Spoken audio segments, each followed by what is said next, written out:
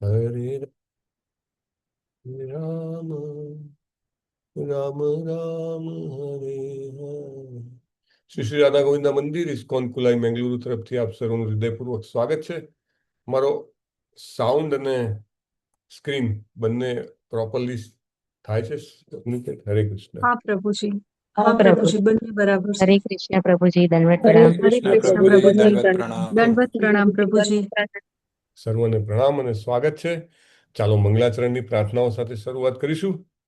ઓમ અજ્ઞાનતિમિરાન્ધસ્ય જ્ઞાનાંજનશલાકયા ચક્ષુરુન્મિલિतं येन તસ્मै શ્રી ગુરુવે નમઃ. શ્રી ચૈતન્યમનોભીષ્ટં સ્થાપિतं येन ભૂતલે સ્વયં રૂપ કદા મह्यं દદાતિ સ્વપદાન્તિકં.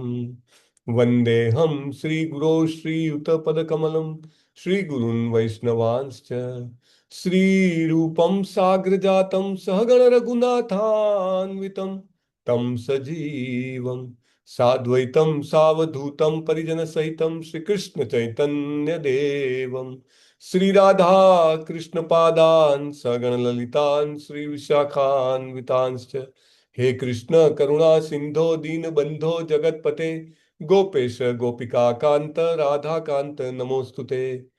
तप्त कांचन गौरांगी श्री राधे वृंदावनेश्वरी वृषभानुसुते देवी प्रणमामि हरिप्रिये.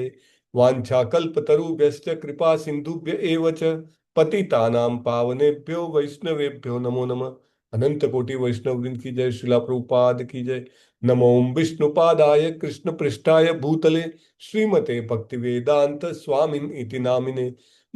नमस्ते सारस्वते दिव्ये गौरवाणी प्रचारिणे निर्विशेष शून्यवादी पाश्चात्य देश तारिणे. जय श्री कृष्ण चैतन्य प्रभु नित्यानंद श्री अद्वैत गदाधर श्रीवासादि गौर भक्त वृंद.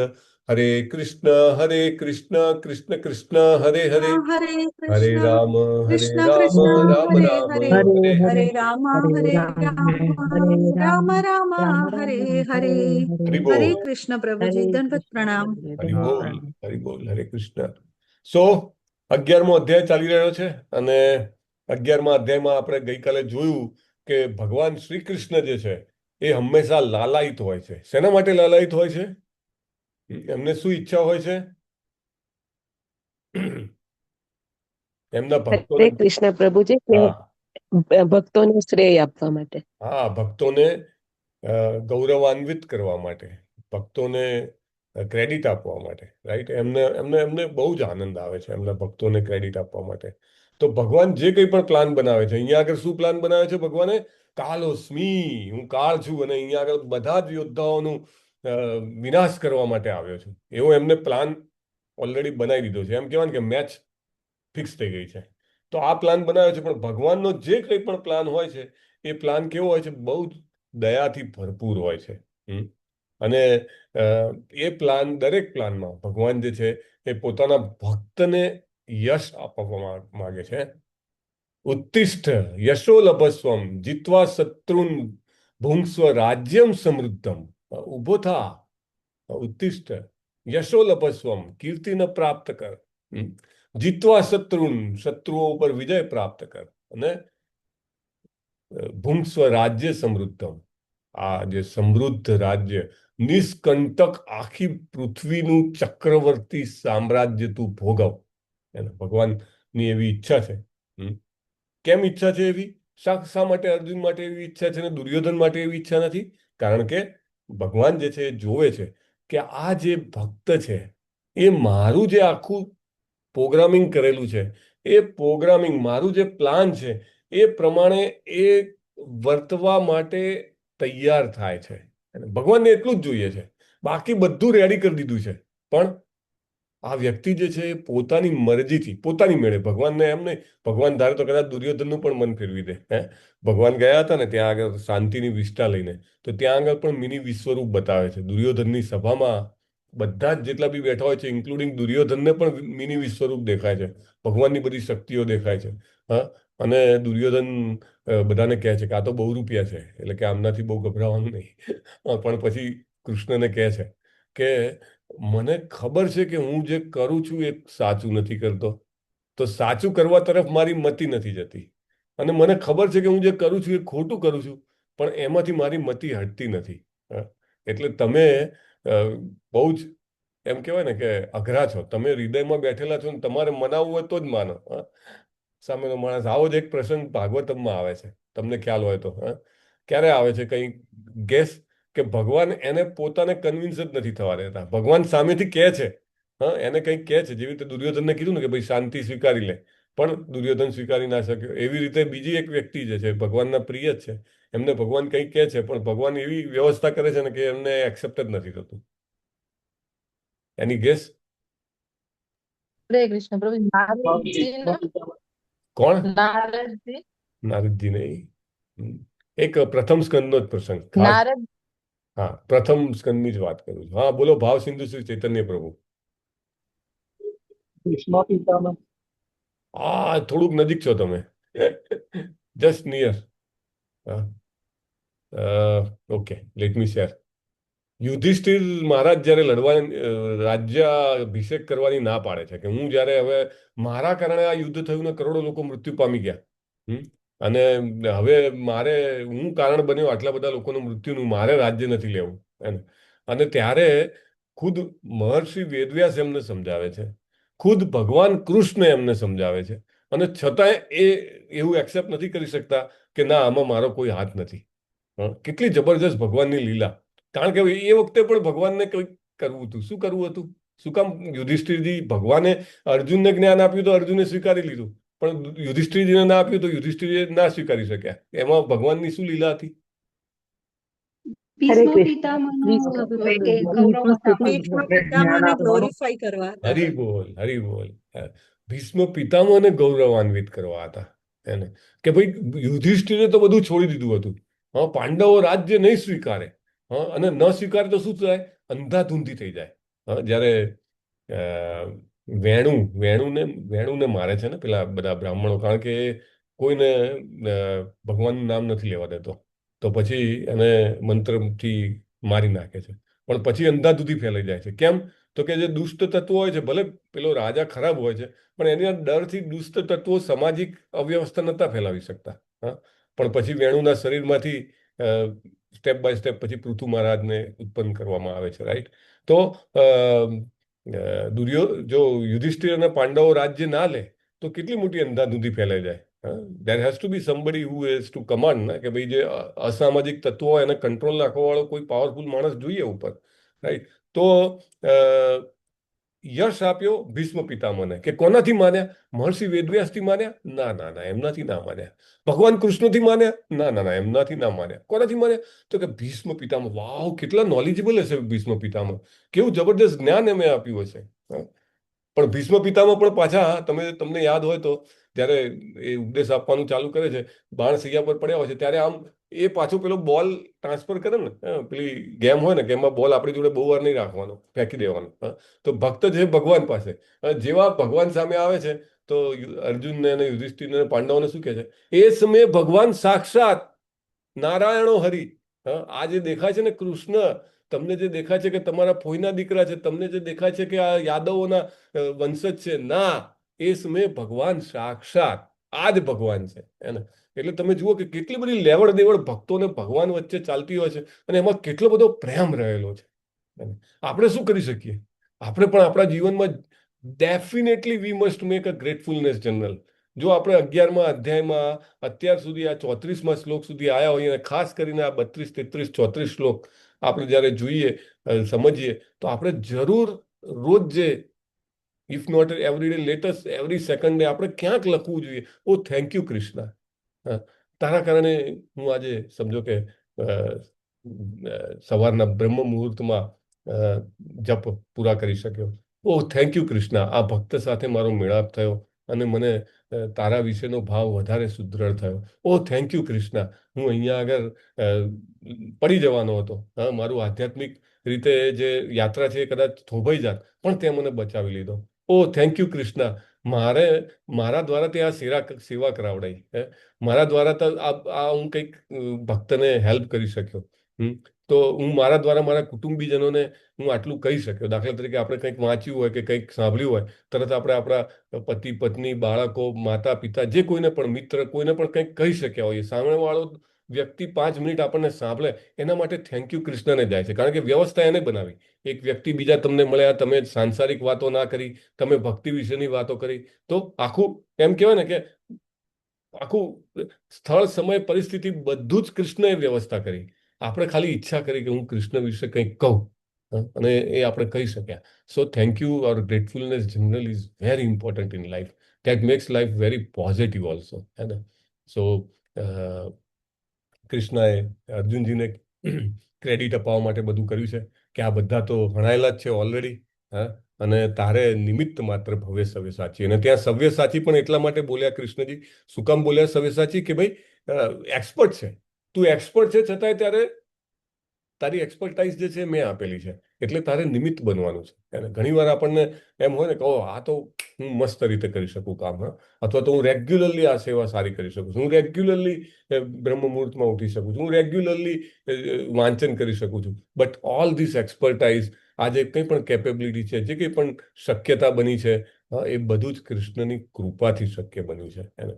એટલે આપણે હંમેશા ક્રેડિટ એને આપતા રહીએ તો એ પણ એવું શોધતો રહે કે આને કેવી રીતે પાછી માળા પહેરાવી દેવી. રાઈટ.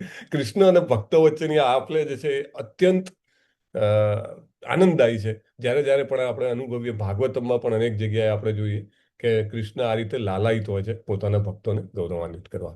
તો we'll have just a small recap કે અર્જુનની વિનંતી છે. અર્જુન વિનંતી કરે છે પહેલા 4 શ્લોકોમાં કે મને વિશ્વરૂપ બતાવો, જો તમને હું યોગ્ય લાગતો હોઉં તો. હે ને. આપણે બધા પેલી આપણી એમેઝોન ને ફ્લિપકાર્ટ ને મિંત્રા ને ઝોમેટો ને સ્વિગી જેવી રિક્વેસ્ટો મોકલી દઈએ. જો કૃષ્ણ આજે માળા થઈ ગઈ છે બોસ, આટલું કામ થઈ જવું જોઈએ, હા, આટલા ટાઈમથી કરું છું ને કંઈ મારામાં તમે પરિવર્તન નહીં, તમે કંઈક મારી મારી એમ કહેવાય ને કામ ક્રોધ લોભ મોહ મદ મત્સર ઓછું નથી કરી શકતા, આમ થોડું ચાલે. એમ નહીં. ના, આ બિઝનેસ નથી. અને પ્રહલાદ મહારાજને પણ જ્યારે કીધું ત્યારે પ્રહલાદ મહારાજ શું કહે છે કે ભગવાન હું કંઈ બિઝનેસ કરવા નથી આવ્યો, હે ને. સો સિમિલરલી અર્જુન પણ એવું કહે છે, જો તમને એવું લાગતું હોય કે હું યોગ્ય છું તો મને વિશ્વરૂપ બતાવો. કેટલું સરસ કહેવાય. અને આપણી પણ જ્યારે કોઈ ઈચ્છા હોય, દાખલા તરીકે એવું કહે કે કંઈ પણ જોઈએ ને તો પતિવ્રતા સ્ત્રી હંમેશા પતિ પાસે માગે. એવી રીતે આપણે બીજા દેવી દેવતાઓ પાસે ન જઈએ, આપણે શ્રી કૃષ્ણ પાસે માગીએ. પણ માગીએ ત્યારે પણ છેલ્લું વાક્ય તો એવું જ હોવું જોઈએ કે હે કૃષ્ણ, જો તારી ઈચ્છા હોય તો. ઇનફેક્ટ પહેલું વાક્ય હોવું જોઈએ, હે ને. જે પેલી પ્રેયર જર્નલિંગ છે ને, પ્રેયર જર્નલિંગના તમે જોયું હશે વિડીયોઝ, આઈ થિંક વેણુગોપાલ પ્રભુ. તો એવું કે શરૂઆત ત્યાંથી કરવાની. જો કૃષ્ણ તને યોગ્ય લાગતું હોય તો મારી આ વિનંતી છે. ના લાગે તો કઈ નહીં, આઈ એમ ઓકે ઓલ્સો વિધાઉટ ધેટ. દેન શ્રી કૃષ્ણજી પછી દિવ્ય દ્રષ્ટિ આપીને પછી વર્ણન કરે છે કે આ સ્વરૂપમાં તને શું દેખાશે. આ સ્વરૂપમાં તને બધું જ દેખાશે. 14 આખું ભૌતિક જગત દેખાશે, 14 ભુવનો દેખાશે, આખું તને ભૂત ભવિષ્ય ને વર્તમાન, તારે જે જોવું હોય તે બધું જ તને આ રૂપમાં દેખાશે. કેટલું ભગવાનની ઉદારતા છે. અર્જુનજીએ તો એક જ શબ્દમાં કીધું કે તમારું એ વિશ્વરૂપ દેખાવો કે જે વિશ્વરૂપથી તમે સમસ્ત જગ્યાઓએ વ્યાપેલા છો અને તમે બધું જ ધારણ કરી રહ્યા છો, એટલું બતાવો. પણ કૃષ્ણ હંમેશા જે એમ કે ને કે ઉમ્મીદ સે દુગના, કે ને કે ખુદા દેતા હે તો છપ્પર ફાડ કે દેતા હે. અને અર્જુને પણ નહીં કલ્પ્યું હોય કે વિશ્વરૂપમાં મને આટલું બધું જોવા મળશે. એટલે ભગવાન કહે છે કે તારે જે જોવું હોય તે બધું જ તને આમાં જોવા મળશે. ચોથા 5, 6, 7, 8 4 શ્લોકોમાં. પછી સંજયજી વર્ણન કરે છે વિશ્વરૂપ કેવું દેખાય છે, અર્જુનમાં શું ફિલિંગ્સ આવે છે, અર્જુનના શરીરમાં શું પરિવર્તન આવે છે, એના હાવભાવ કેવા થાય છે. એટલે પાછું બેકગ્રાઉન્ડમાં લઈ ગયા, ફ્લેશબેકમાં, પાછા સંજય પાસે આવી ગયા. આપણે જોયું હતું કે સંજયજી પહેલા અધ્યાયમાં બોલે છે, બીજા અધ્યાયમાં બોલે છે, 11મા અધ્યાયમાં બોલે છે અને 18મા અધ્યાયમાં બોલે છે. 4 અધ્યાયમાં બોલે છે. અને પછી કાલરૂપનું વર્ણન આવે છે 15 થી 34. હા, વિકરાળ, એકદમ જબરજસ્ત કાલરૂપ છે. કેવું કાલરૂપ છે? એના મુખમાંથી અગ્નિ પ્રગટી રહ્યા છે. આમ આપણે જનરલી પેલું જૂના જમાનામાં આવે તો અત્યારે તો આવતું નથી, સર્કસ આવતું હતું, ખબર છે? તો એમાં પેલી રિંગ હોય, રિંગમાં આમ આગ લાગેલી હોય અને પેલું મોંમાં પેલું ફ્યુએલ કે જે કંઈ પણ કોઈ ભરેલું રાખે ને પછી આમ ફૂંકે એટલે આમ અગ્નિ થાય તોય પણ એ વખતે પણ જોતા તો આપણને એમ લાગે કે અરે યાર વાવ આ તો શું કરે છે, મોઢામાંથી અગ્નિ ઉત્પન્ન કરે છે. પણ તમે જસ્ટ કલ્પના કરી શકો છો કે વિશ્વરૂપના અનંત મુખો છે જે ગણી ના શકાય એટલા બધા મુખ છે. દરેક મુખમાંથી જબરજસ્ત ભભકતો અગ્નિ પ્રગટી રહ્યો છે. અને એટલાથી પાછું પૂરતું નથી. ભગવાનના મુખની અંદર પતંગિયાની જેમ જે પેલા અગ્નિમાં પતંગિયા દોડે એમાં બધા જ 18 અક્ષોની સેનામાં જેટલા પણ વીરો છે, સૈનિકો છે, બધા એકદમ તીવ્ર વેગે, એવું બી નહીં સ્લોલી આમ એક પછી એક જઈ રહ્યા છે, ના સટાસટ એક પછી એક અને જઈ રહ્યા છે. તો એટલા જોરથી જઈ રહ્યા છે કે કેટલા ભગવાનના તીક્ષ્ણ દાંત પણ દેખાય છે પાછા. જેટલા બધા જઈ રહ્યા છે અમુક લોકોના માથા ધડામ દઈને એમના દાંત સાથે અથડાઈ રહ્યા છે. કેટલું વિકરાળ દ્રશ્ય. અને કેટલાકના માથા ફસાઈ ગયા છે, કેટલાકના માથા ફૂટી ગયા છે. લોહી જે છે એ બહાર એમના અહીંયા એમ કહેવાય ને કે ગાલ ઉપર ને દાઢી ઉપર ને બધે લોહી વેરાયું છે, વેરાઈ રહ્યું છે. અને એ લોહીને ભગવાન પોતાની જીભથી ચાટી રહ્યા છે. લલી હશે આઈ થિંક એવો શબ્દ ઉપયોગ કરે છે. આમ એ રીતે એ દ્રશ્ય કેટલું ખતરનાક હોઈ શકે કે જેમાં વ્યક્તિ જોવે કે પોતાના સ્વજનો જે છે એનું શરીર જે છે ચૂર્ણ ચૂર્ણ થઈ રહ્યું છે. અને એ શરીરમાંથી જે લોહીની પિચકારીઓ ફૂટી રહી છે એ લોહીની પિચકારીઓને કોઈ લોહી ચાટી રહ્યું છે. કેન યુ ઇમેજિન કેટલું વિકરાળ દ્રશ્ય લાગે. મને યાદ છે બાળપણમાં એક વખત just I mean of the hand sharing કે મારા નજીકમાં જે એક વ્યક્તિ હતા, પડોશી જેમ કહી શકાય, તો એમની દીકરીને એક્સિડન્ટ થયો હતો. અને એ ખોળામાં મૂકીને એ વખતે તો શું કે ગામમાં હોસ્પિટલ ના હોય તો બાજુમાં શહેરમાં લઈ જવું પડે. એ લઈ જતા એ જ રસ્તામાં બેભાન થઈ ગયા હતા. બીજી વ્યક્તિને કીધું, બીજી વ્યક્તિએ ના પાડી દીધી કે ભાઈ મને કંઈક થઈ જશે. એટલું કારણ કે લોહી બધું જે વેરાયું હતું. So it was so difficult to C. અને તમે જોજો ખાસ કરીને ડોક્ટર્સ પણ હોય ને તો પોતાના વ્યક્તિનું જ્યારે કંઈક ઓપરેશન હોય, સમજો કે પોતાના પુત્ર પુત્રી કે કોઈ પત્ની કે પતિનું કંઈ હોય તો એ બીજા ડોક્ટરને બોલાવશે, right? Because they know it is very difficult. તો તમે વિચારો કે અર્જુન જુઓ છો, દાદા ગયા, દાદાનું માથું ફૂટી ગયું છે અને એનું લોહી જે છે એ આ વિશ્વરૂપ ચાટી રહ્યું છે. અરે મારો ભાઈ ગયો. આ 108 કૌરવ, 100 કૌરવો જે હતા, આમ તો ગમે તેમ તો બાળપણથી સાથે ઊભા થયેલા ને, એ દ્રોણાચાર્યના આશ્રમમાં સાથે રહેલા 25 વર્ષ સુધી. એટલે જ તો એટલું કંઈક તો સ્નેહનો ભાવ હોય કે જેથી અર્જુન લડવાની ના પાડતો હતો. અરે આ દુર્યોધન ગયો, આ દુશાસન ગયો, કેટલું એને એ થાય. અરે મારા ગુરુ ગયા દ્રોણાચાર્ય, એમનું માથું ફૂટી ગયું છે, એમના આંખોમાંથી લોહી આવી રહ્યું છે. સો પેનિકિંગ. કાલરૂપ જે છે એકદમ ભયાનક છે.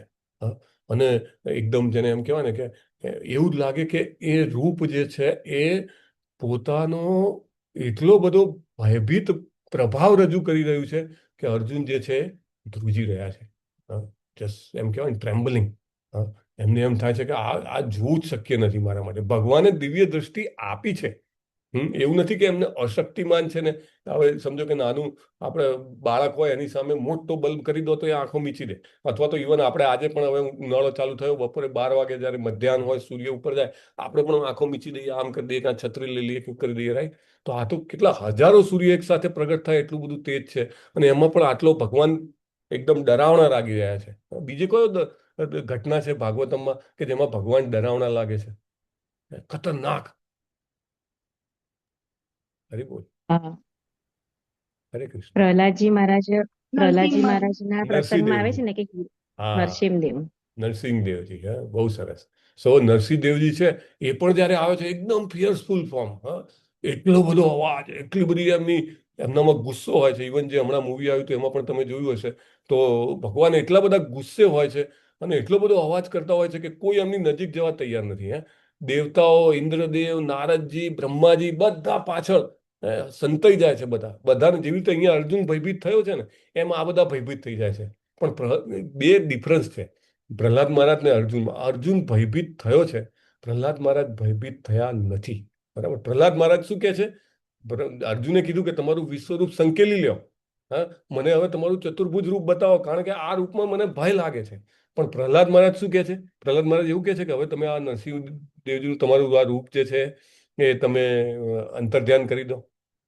ના, પ્રહલાદ મહારાજ શું કહે છે? એક લાઈનમાં કેવું હોય તો પ્રહલાદ મહારાજ તો શાંત એમને થઈ જાવ એમ. ભગવાનને થઈ જાઓ. શાંત થવા માટેની પ્રાર્થના કરે છે. એમના હા. ચરણને જોઈ છે, મુખને નથી જોતા. હા, પણ સ્ટીલ એ શું કહે છે કે તમારું રૂપ તો મને ગમે છે, આ રૂપ રહેવા દો તમે. બહુ સરસ રૂપ છે તમારું. તમે દેહ તમારો મનુષ્યનો છે અને તમારું મુખ જે છે એ સિંહનું છે, નરસિંહ. તમારું અદ્ભુત સ્વરૂપ છે, હું સદાય આ સ્વરૂપની આરાધના કરવા માંગુ છું. ભગવાનના બીજા જેટલા પણ અવતારો છે એ એના વૈકુંઠ જગતો છે કે જેમાં જે ભક્ત છે એમને એ સ્વરૂપે ભજન કરી રહ્યા છે. ધ્રુવ મહારાજ છે નારાયણનું ધ્રુવ લોકમાં ભજન કરી રહ્યા છે. પ્રહલાદ મહારાજ છે નરસિંહ લોકમાં અથવા એ જ વૈકુંઠ લોકમાં નરસિંહજીના સ્વરૂપે શાશ્વત રીતે આરાધના ચાલી રહી છે, જ્યારે વિશ્વરૂપમાં એ કેસ નથી. વિશ્વરૂપમાં ટેમ્પરરી એ પ્રગટ થયું અને પછી અર્જુને એમને વિનંતી કરીને વિલુપ્ત કરાવી દીધું છે. આ સિવાય બીજી એક ઘટના આવે છે ભાગવતમમાં કે જ્યારે ભગવાનનું જે સ્વરૂપ છે એ સ્વરૂપ જોઈને એમને ભક્ત વિનંતી કરે છે કે હવે આ સ્વરૂપને તમે આટોપી લ્યો. અહીંયા અર્જુન જેવી રીતે કહેશે ને હમણાં કે મને હવે વિશ્વરૂપમાંથી ચતુર્ભુજ બતાવો અને દ્વિભુજ બતાવી દો. એવી રીતે હજી એક સ્વરૂપ છે કે જેમાં એવું કહેવામાં આવે છે કે તમે આ સ્વરૂપ આટોપી લ્યો. એની પાછળનું કારણ અલગ છે પાછું. એની દેવકી માતા. ધ્રુવ મહારાજ વેરી ગુડ, વેરી નાઇસ માતાજી. સો જ્યારે ભગવાન ચતુર્ભુજ સ્વરૂપે કંસના કારાગારમાં પ્રગટ થાય છે ત્યારે પહેલા તો દેવકીજી અને વસુદેવજી સરસ એમની પ્રાર્થના કરીને એમનું સ્વાગત કરે છે. પણ દેવકીજી શું કહે છે, અરે પેલો કંસ જોઈ જશે તો તમે બાળક બની જાઓ. અને બીજું કે અમારે તમને મારા બાળક તરીકે મેં તમને આરાધ્યા છે, તમે બાળક બનો. ભગવાન સરસ દ્વિભુજ સ્વરૂપ પાછું ધારણ કરી દે છે બાળક સ્વરૂપનું. So these are the similar incidences. પણ એની પાછળની પ્રાર્થના કરવાની જે ઈચ્છા હોય છે તે અલગ હોય છે ભક્તની. અને અહીંયા આગળ પણ અર્જુનજી જે છે એ ઓલરેડી અર્જુનજી પણ સખા ભાવમાં જ છે, પણ એમનો સખાનો ભાવ જે છે આદર સ્વરૂપનો ભાવ છે. અર્જુનજી જે છે એ જ્યારે આપણા મિત્રનો કોઈક જોરદાર ઓપ્યુલન્સ અથવા તો પાવર આપણને ખબર પડે ને આપણે કેવા એક આદર ભાવમાં આવી જઈએ. અર્જુનજી એ ભાવમાં છે. આવો જ એક બીજો પ્રસંગ, I was just hearing one lecture, તો એમાં એવું કહે છે કે જ્યારે કૃષ્ણજી કંસ મથુરામાં આવે છે અને મલ્લ યુદ્ધ જ્યારે થાય છે, ચાણૂરને મારી નાખે છે, મુષ્ટિકને મારી નાખે છે, ત્યારે એ બધાને મારી નાખે છે. આ બે કૃષ્ણ ને બલરામ એમ એ તો બાળક જ હોય છે ને બધાને મારી નાખ્યા પછી એ જે પેલા વ્રજવાસી બાળકો હોય છે ને એમને બોલાવે છે મલ્લ યુદ્ધ માટે. તમે પણ આવો મેદાનમાં કે. અને એ જે વ્રજવાસી બાળકો છે એ કૃષ્ણ બલરામને ત્યાં હરાવી દે છે. અને કંસ જે છે અસંભામાં પડી જાય છે, કારણ કે ખબર જ નથી પડતી કે આ બે જણાએ હમણાં જ તો મારા, જેને એમ કહેવાય ને કે મલ્લ યુદ્ધમાં જે સૌથી પાવરફુલ છે એવા લોકોને હરાવી દીધા, અને આ બેને પાછા પેલા બીજા બાળકોએ હરાવી દીધા. કંઈ સમજમાં નથી આવતું. સો કૃષ્ણનું ઓપ્યુલન્સ જે છે એ બહુ જ અવર્ણનીય છે અને હંમેશા ભક્તને એમ કહેવાય ને કે ક્રેડિટ આપવાની સતત પ્રયત્ન હોય છે એમનો. દાખલા તરીકે અહીંયા હવે સંજય બોલે છે, એતत् શ્રુત્વા વચનમ કેશવસ્ય કૃતાંજલિર્વેપમાન કિરીટી નમસ્કૃત્વા ભૂય એવાહ કૃષ્ણમ સગદગદમ ભીત ભીત પ્રણમ્ય. સંજયજી ધૃતરાજજીને કહે છે, સ્વાભાવિક છે, બે જ જણા છે કહેવાને સાંભળવા વાળા, કે હે રાજા, પૂર્ણ પુરુષોત્તમ પરમેશ્વરના મુખેથી આ વચનો સાંભળ્યા પછી ધ્રુજી રહેલા અર્જુને તેમને હાથ જોડી વારંવાર નમસ્કાર કર્યા. નમસ્કૃત્વા. ધીસ ઇઝ ઇમ્પોર્ટન્ટ થિંગ કે ભગવાન સાથે આપણે કોઈ પણ પ્રકારની લેવડ દેવડ હોય, આપણે જ્યારે પ્રણામ કરીએ છીએ ને તો ભગવાન તો ડેફિનેટલી એપ્રિશિએટ કરે જ છે. ભગવાને કીધું છે મનમના ભાવ મધ્યાજી મામ નમસ્કુરુ. નમસ્કુરુ is a part and parcel of devotional service. પણ આપણી અંદરના ભાવ પણ પરિવર્તિત થાય છે. આપણે એસ તો શરણાગતિ લેવી બહુ અઘરી છે. એમ કે છે ઘણા જન્મો નીકળી જાય. આપણે 7મા અધ્યાયમાં જોયું હતું ને, દેર ઇઝ અ ટ્રાવેલ, કે આપણે ભગવાનની પાસે જઈએ અને ભગવાનને શરણાગત થઈએ એમાં ઘણીવાર અનેક જન્મો નીકળી જાય. પણ જ્યારે આપણે નમન કરીએ છીએ ને તો સ્વાભાવિક રીતે, કારણ કે આપણા બધા જ અંગો, આપણી બધી જ ઇન્દ્રિયો, 5 કર્મેન્દ્રિયો, 5 જ્ઞાનેન્દ્રિયો, બધું જ આપણે ભગવાનને સમર્પણ કરતા હોઈએ છીએ. અને પાછું આપણે પરંપરામાં તો કેટલું બધું સારું છે, આપણને ગુરુ પ્રણામ મંત્ર આપ્યો છે, એટલે આપણે ગુરુ પ્રણામ મંત્ર બોલતા હોઈએ. તો at that time by the mercy of ગુરુની કૃપાથી આપણામાં ફોર ધેટ મોમેન્ટ, એક ક્ષણ માટે પણ આપણને શરણાગતિનો ભાવ આવે છે.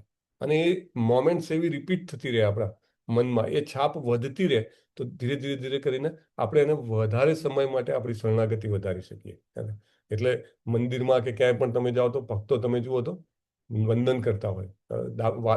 વારે ઘડીએ તમને લાગે કે આ શું કરે છે. સવારના મંગલ આરતી હોય તો વંદન થતા હોય, પછી પાછા ભગવાન બંધ કરે તો વંદન કરે, પછી પાછા વૈષ્ણવ પ્રણામ મંત્ર કરે, પછી પાછા તુલસી પ્રણામ કરે. રાઈટ, તુલસી આરતી પતી ગયા પછી પાછા તુલસી પ્રણામ મંત્ર ચાલે. પછી ચૈતન્ય મહાપ્રભુનું શિક્ષાષ્ટકમ ચાલુ કરે ત્યારે નમો મહાવદન્યાય કરીને પાછું પ્રણામ કરે. પાછા જપ ચાલુ કરતા પહેલા અને શિક્ષાષ્ટકમ પૂરું થાય પછી પાછા આપણને એમ થાય કે જે સમજો ના હોય અથવા નવા નવા શું લાગે આ લોકોનું કંઈક બ્રેન વોશ કરી નાખ્યું છે કે શું, આખો દાડો ઊંધા જ પડે જાય છે. નહીં, that is it's a very scientific process.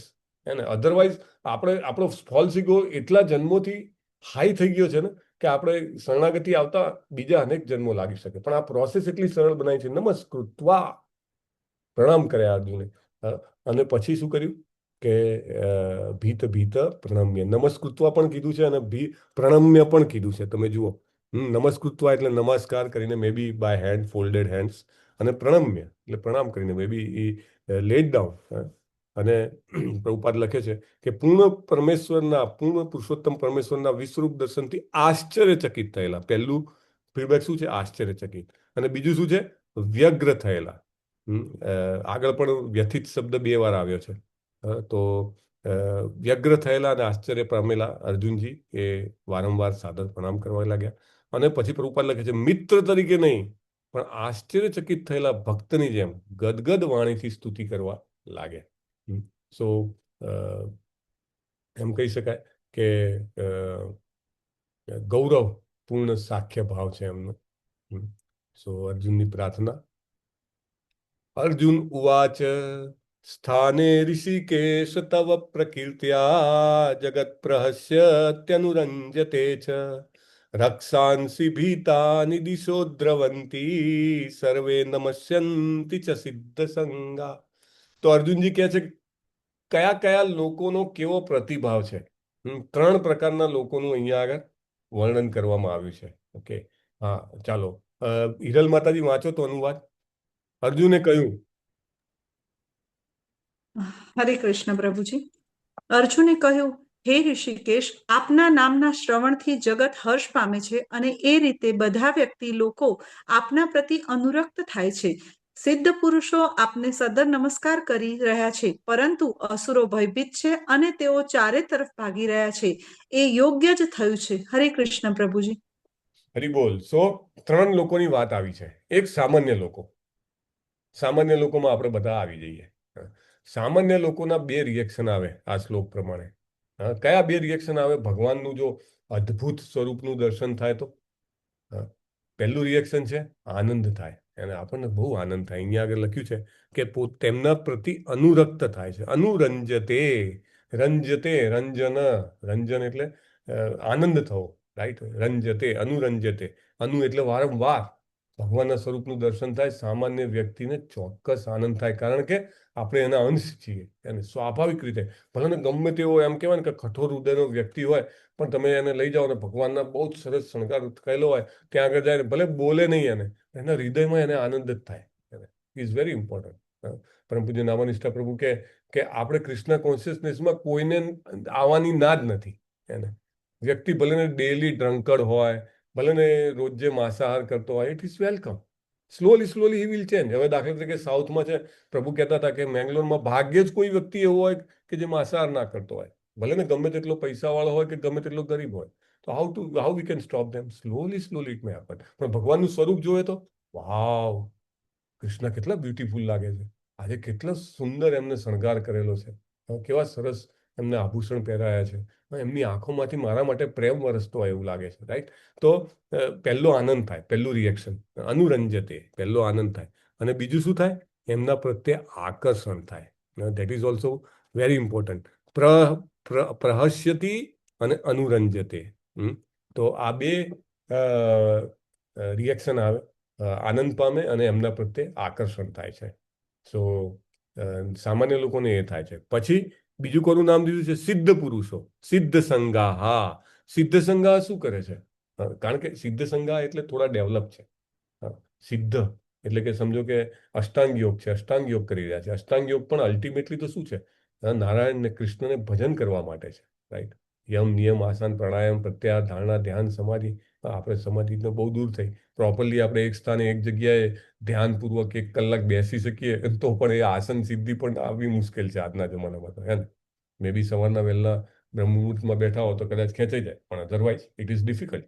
સો સિદ્ધ સંગા એટલે એવા લોકો કે જેમને અનેક જન્મોથી આ પ્રક્રિયા પસાર કરી છે. એ લોકો સ્વાભાવિક રીતે લાંબો સમય સુધી આસન ગ્રહણ કરી શકે, સ્વાભાવિક રીતે ભગવાન પર ધ્યાન કેન્દ્રિત કરવાનો નિષ્ફળતા મળવા છતાં સતત પ્રયત્ન કરી શકે. It is very difficult otherwise. પણ નિષ્ફળતા મળે, પેલો કરોળિયો 100 વાર પડી જાય છતાંય પાછો તૈયાર. કેમ? કારણ કે દેટ્સ વોટ હી હેઝ પ્રેક્ટિસ્ડ. તો સિદ્ધ સંગા એટલે એવા લોકો કે જેમને અમુક લેવલની પ્રેક્ટિસ કરેલી છે, અને એ લોકો શું કરે? તુરંત હાથ જોડે. વાવ! સામાન્ય વ્યક્તિ મંદિરમાં જાય તો તમે જોજો, જનરલી કૃષ્ણ કોન્શિયસનેસમાં ના હોય, તિલક ના કરેલું હોય, માળા ના પહેરેલી હોય, એવા પણ 50% વધારે લોકો હોય. તે આવશે તો આમ પેલું જોવાલાયક દ્રશ્ય, તમે આવ્યા હોય ને હિલ સ્ટેશન પર, અચ્છા સારા પેઇન્ટિંગ સારા બનાવ્યા છે, ક્લીનલીનેસ સારી છે, ડસ્ટ બસ્ટ નથી મંદિરમાં. અથવા તો ત્યાં આગળ જશે તો એમને સારા ફૂલ, આ લોકો સારા લગાવે છે, આવા ફૂલ તો આપણે મળતા નથી બજારમાં, એવા ફૂલ લગાવે. સો એમનું ઓબ્ઝર્વેશન જનરલ, હાથ ભેગા થાય નહીં. પણ તમે જો જે પેલો પ્રેક્ટિશનર ભક્ત જુઓ ને, જેવા ભગવાન જોડે જાય ને 2 હાથ ભેગા જ હોય એના. જો આ ચરણથી શરૂઆત કરું ભગવાનના, વાવ કેટલા સરસ ઝાંઝર પહેરાયા છે એમને, ઈ go upward upward upward like till face. તો સિદ્ધ સંગા એ સામાન્ય લોકો નથી. એ લોકો છે તુરંત હાથ જોડીને પ્રાર્થના કરવા માંડે છે. ભક્તો હોય, કંઈક પ્રાર્થના મોઢે કરી હોય, કુંતી મહારાજની પ્રાર્થના હોય, કે ગજેન્દ્રની પ્રાર્થના હોય, કે બ્રહ્માજીની પ્રાર્થના હોય, જે કંઈ પણ આવડતી હોય તુરંત બોલવા મળે. અથવા તો at least 2 line, how can I please you and how can I સર્વ યુ કૃષ્ણ. તમને કેવી રીતે ખુશ કરી શકાય, ને એ ખુશ કરવા માટેની પ્રક્રિયા પણ કેવી રીતે કરવી એ તો મને કહો તમે. એટલું તો આપણે પૂછી જ શકીએ ભગવાનને, ભગવાનની પાસે જઈએ તો. અને ભક્તો કંઈ ના હોય તો ઈશ્વર પરમ કૃષ્ણ, અથવા એ તે ચાંસ કલા પુંસ, ભગવાનની પાસે જઈએ તો. અથવા તો કુંતી મહારાજની જે પ્રાર્થનાઓ છે, નમો પંકજ નાભાય, નમો પંકજ માલિની, જે કંઈ પણ એવા શ્લોક આવડતા હોય આપણે જઈને પ્રાર્થના કરીએ. સો સિદ્ધ લોકો આ કરે છે. પછી ત્રીજું કોનું નામ આપ્યું છે? રાક્ષસો. રાક્ષસો શું થાય છે? ભયભીત થઈ ગયા છે અને ભાગી રહ્યા છે સ્વાભાવિક રીતે. પ્રભુપાદ લખે છે કે રાક્ષસો માટે ભગવાનનું સ્વરૂપ ભય પમાડનારું જ હોવું જોઈએ. It is very important. અને એકચ્યુઅલી શાસ્ત્રોમાં અનેક પ્રકારના રક્ષા મંત્ર આવે છે, રાઈટ? પ્રેત રક્ષા મંત્ર આવે, અથવા તો અનિષ્ટ રક્ષા મંત્ર આવે. એવી રીતે આ જે શ્લોક છે, 36મો શ્લોક, એને રાક્ષસ રક્ષા મંત્ર કહેવાય છે. કારણ કે જ્યારે રાક્ષસો એકદમ પ્રવિષ્ટ હતા, બહુ જ પ્રભાવી હતા સમાજમાં, ત્યારે આ મંત્રનો ઉપયોગ કરવામાં આવતો હતો કે રાક્ષસો ભાગી જાય. જ્યાં આગળ પણ હોય ત્યાંથી રાક્ષસો ભાગે, એટલે એને રાક્ષસ રક્ષા મંત્ર કહેવાય છે. તો પ્રભુપાદનો આ જે ભાવાર્થ છે એમાંથી અર્જુને જ્યારે ભગવાનના વિશ્વરૂપના દર્શન કર્યા, ત્યાંથી વાંચો ને આકૃતિ માતાજી, લાઈન નંબર 1, 2, 3, હરે 4, 5, કૃષ્ણ. 6, 7, 8, 8મી લાઈન.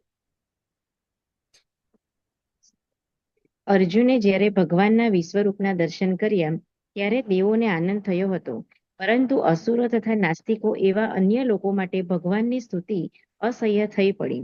પૂર્ણ પુરુષોત્તમ પરમેશ્વરના કાળ સ્વરૂપના સ્વાભાવિક ભયને લીધે તેઓ ભાગી ગયા. ભક્તો તથા નાસ્તિકો પ્રત્યેના ભગવાનના વ્યવહારની અર્જુન દ્વારા પ્રશંસા થઈ છે.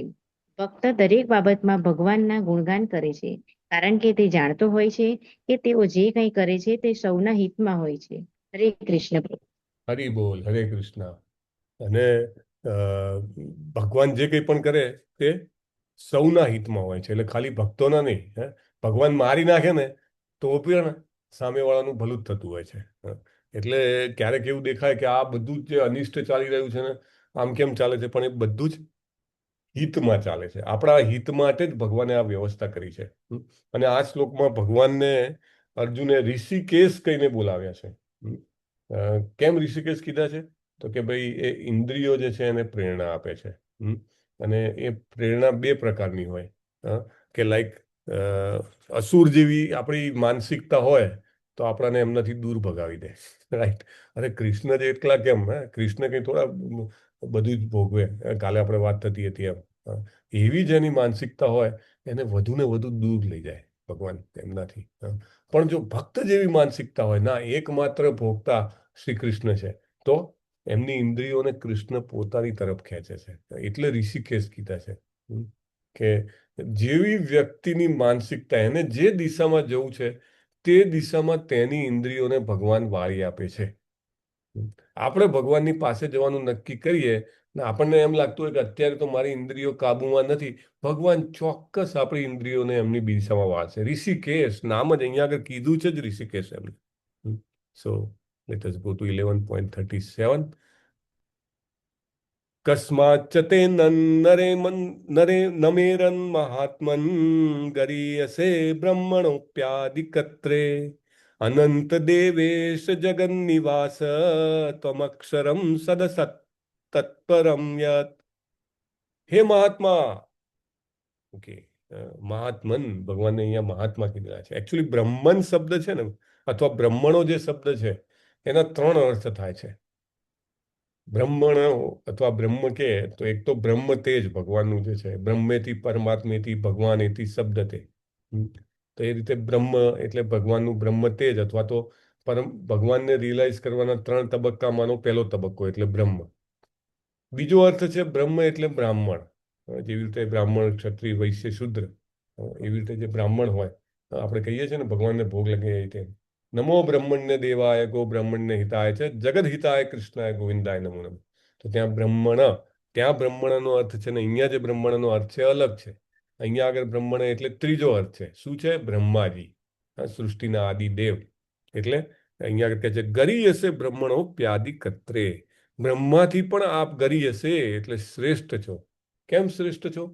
બ્રહ્માજીને પણ ઉત્પન્ન તો આપે જ કર્યા છે. બ્રહ્માજી ઉત્પન્ન કરવા વાળા કોણ? ગર્ભોદક્ષાયી વિષ્ણુ, રાઈટ? ગર્ભોદક્ષાયી વિષ્ણુ પણ કોનું એક્સપાન્શન છે?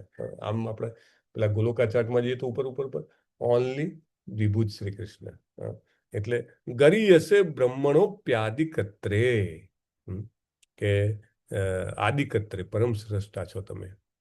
ઇવન બ્રહ્માજી પોતે જ્યારે બ્રહ્મ વિમોહન લીલામાં ભગવાનની પ્રાર્થના કરે છે ને, ત્યારે બ્રહ્માજી પણ એવું કહે છે કે બાકી બધા જ સ્વરૂપો તમારામાંથી ઉત્પન્ન થયા છે, તમે આદિ છો.